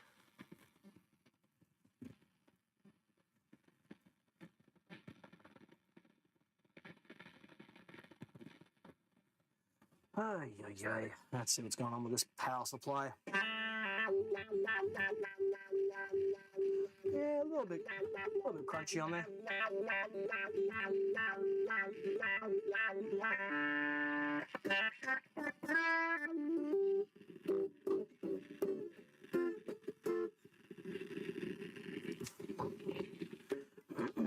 Oh yeah, knocking this thing off. Put that back in there, like so. Alright, let's kill that. Ah, get your nose.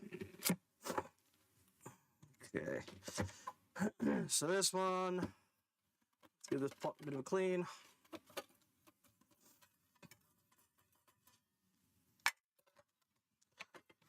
Ooh, this one actually has a sealed pot. Nice. However, that's still going to need to be removed. Because unfortunately, pots for these things are expensive as hell. Like, seriously, you buy a pedal like secondhand for like 80 bucks, but a pot's like 50. It's insane. Guitar repair porn sound check, yes. There was actually a pedal that I did a little while ago, which was a Korg Traveler wah, and it is like the most wild sounding like wah out there because it had fuzz in there, and you could also set it to self-oscillate. So you move the treadle backwards and forwards, and it would just create a sine wave that would go all the way up to like a really high, like ear-piercing pitch. Come on, there we go.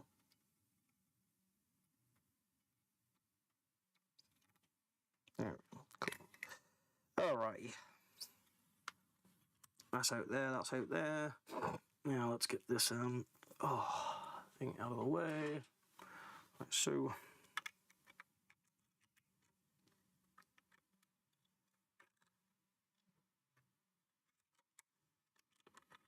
There we go. Alright. Got ourselves a nice little pot here. What is it? It's a Claristat made in Mexico. So a nice sealed pot. don't put them like this anymore. They put something else in there, but these are the same pots that you find in SLOs. So yeah, a nice sort of sealed back type pot. Mr. Soldano was nothing if not fastidious about the stuff that he put into those amps. Nice little you know, pieces of artwork they are. Okay. Rock and roll. So let's open this up with where's my doovers there?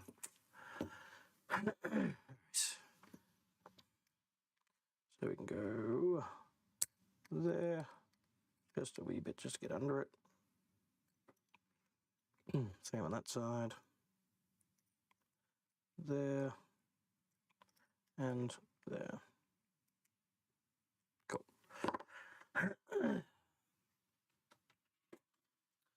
Now should be able to just crack that open up that a little bit more there. This.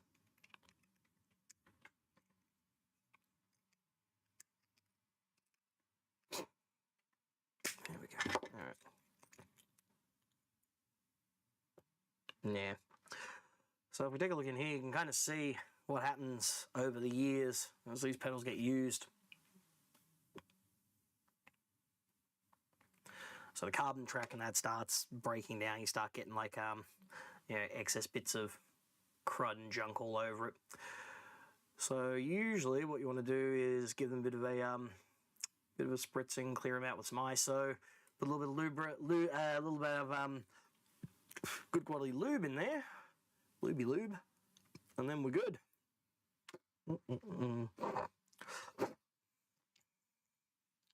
Yeah, lots of carbon that's just kind of worn off on there.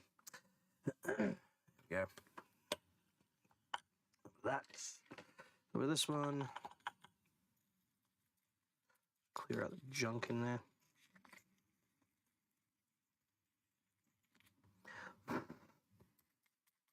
Cool.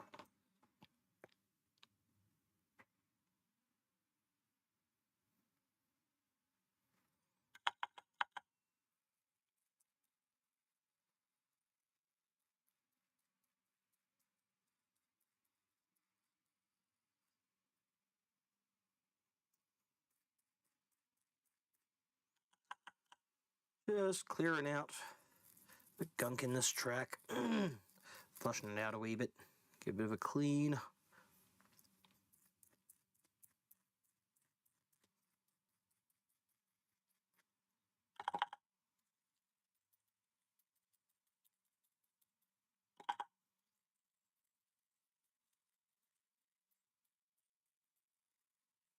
Sweet. All right. So now, and now something different. Yeah, once that dries out and I've cleared out sort of what's there, then I can go ahead and put in some lubricant, seal it back up. It should hopefully be good for a while again. But you can kind of see where there's a little bit of wear happening on the tracks. Pots don't last forever, least of all ones like these that are designed to be used constantly and twisted and rotated. Yeah, eventually you're going to wear through the carbon track. There's not much you can really do about that. Alrighty. That one there, that one there. Alright. Come on, hurry up and dry up. Okay, I need a little bit of absorbing material. Where is it? Where'd the absorbent stuff go? Oh, get your nose. Where are ya? Where are ya? Not over here, is it? Oh, there it is. There we go. Sweet.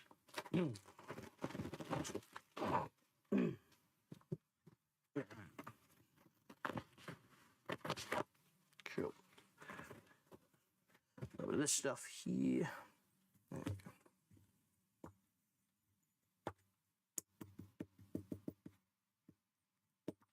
Sweet.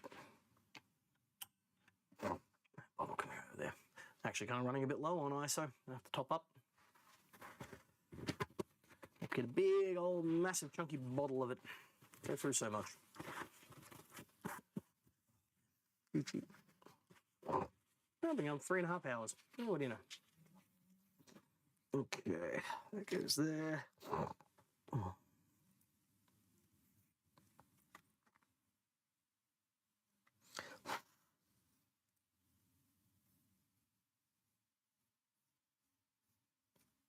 Alrighty. Rock and roll. So now we can put a little bit of the good stuff in there. Contact cleaner lubricant on there.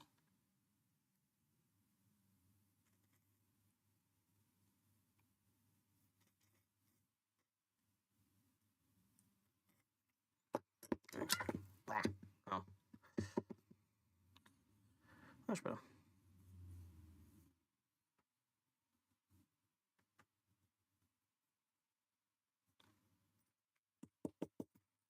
Sweet. All right. So that goes back in there like so. Nice. That feels nice and smooth. No sort of crustiness on there anymore like there was before. So there's like a bit of a grittiness to it, which, you know, that happens just as, like I said, the carbon tracks start aging and you get like stuff coming off there, but even like little bits of the phenolic underneath and various other materials from it. Oh, there we go.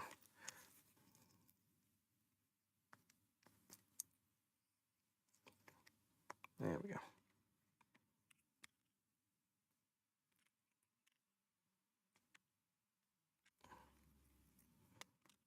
And there.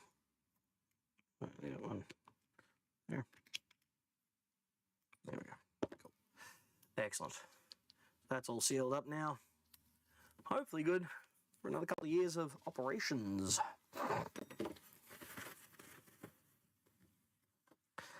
Unfortunately, you can't do that on all pots. Some of them you can, like these ones, you can sort them out, but they do make like the plastic body ones that you can't really pull them apart. You try to, and yeah, you're going to be shit out of luck on that. Okay. And so that should go there, like so, and there.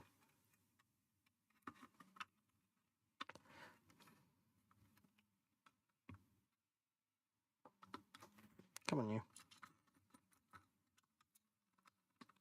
Excellent. There we go. Nice.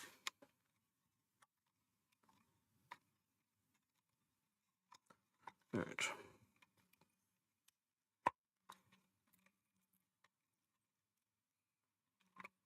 Lastly, like so. Take it all the way to the bottom. Come on.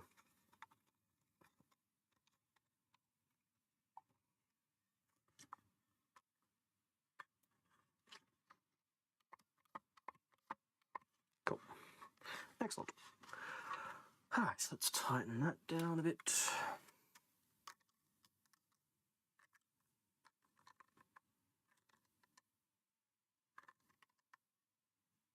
There we go. Cool. Excellent. So that swings nicely backwards and forwards. Let's reconnect them. A little bit of a test. Get rid of this old solder first.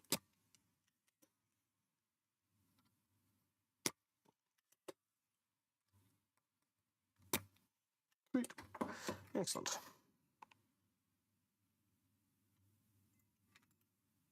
Yeah, I just realised I've actually got little whatsies on the end of them. They've actually got little crimps. Huh, neat. Like they're designed to be soldered, but they're crimps. Huh. Interesting.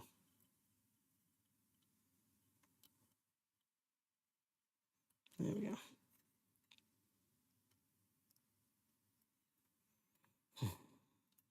Okay. And finally, that one with that one ended as well. You.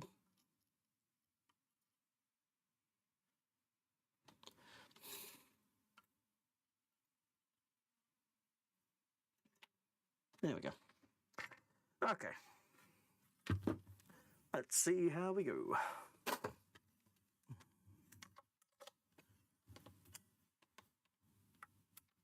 Donk. All right.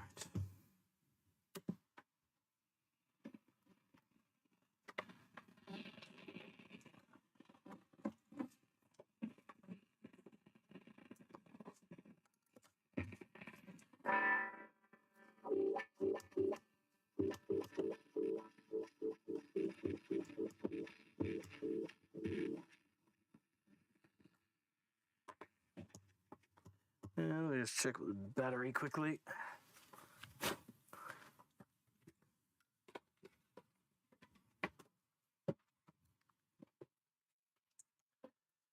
Come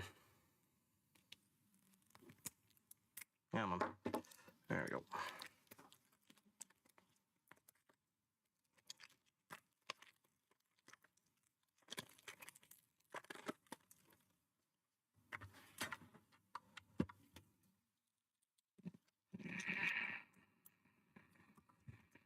Wow, that noise is still coming through even without that.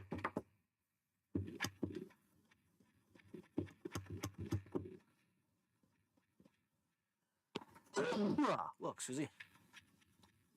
Alright. So we're still getting some crunchiness on there, so that pot's unfortunately not going to do the jobby.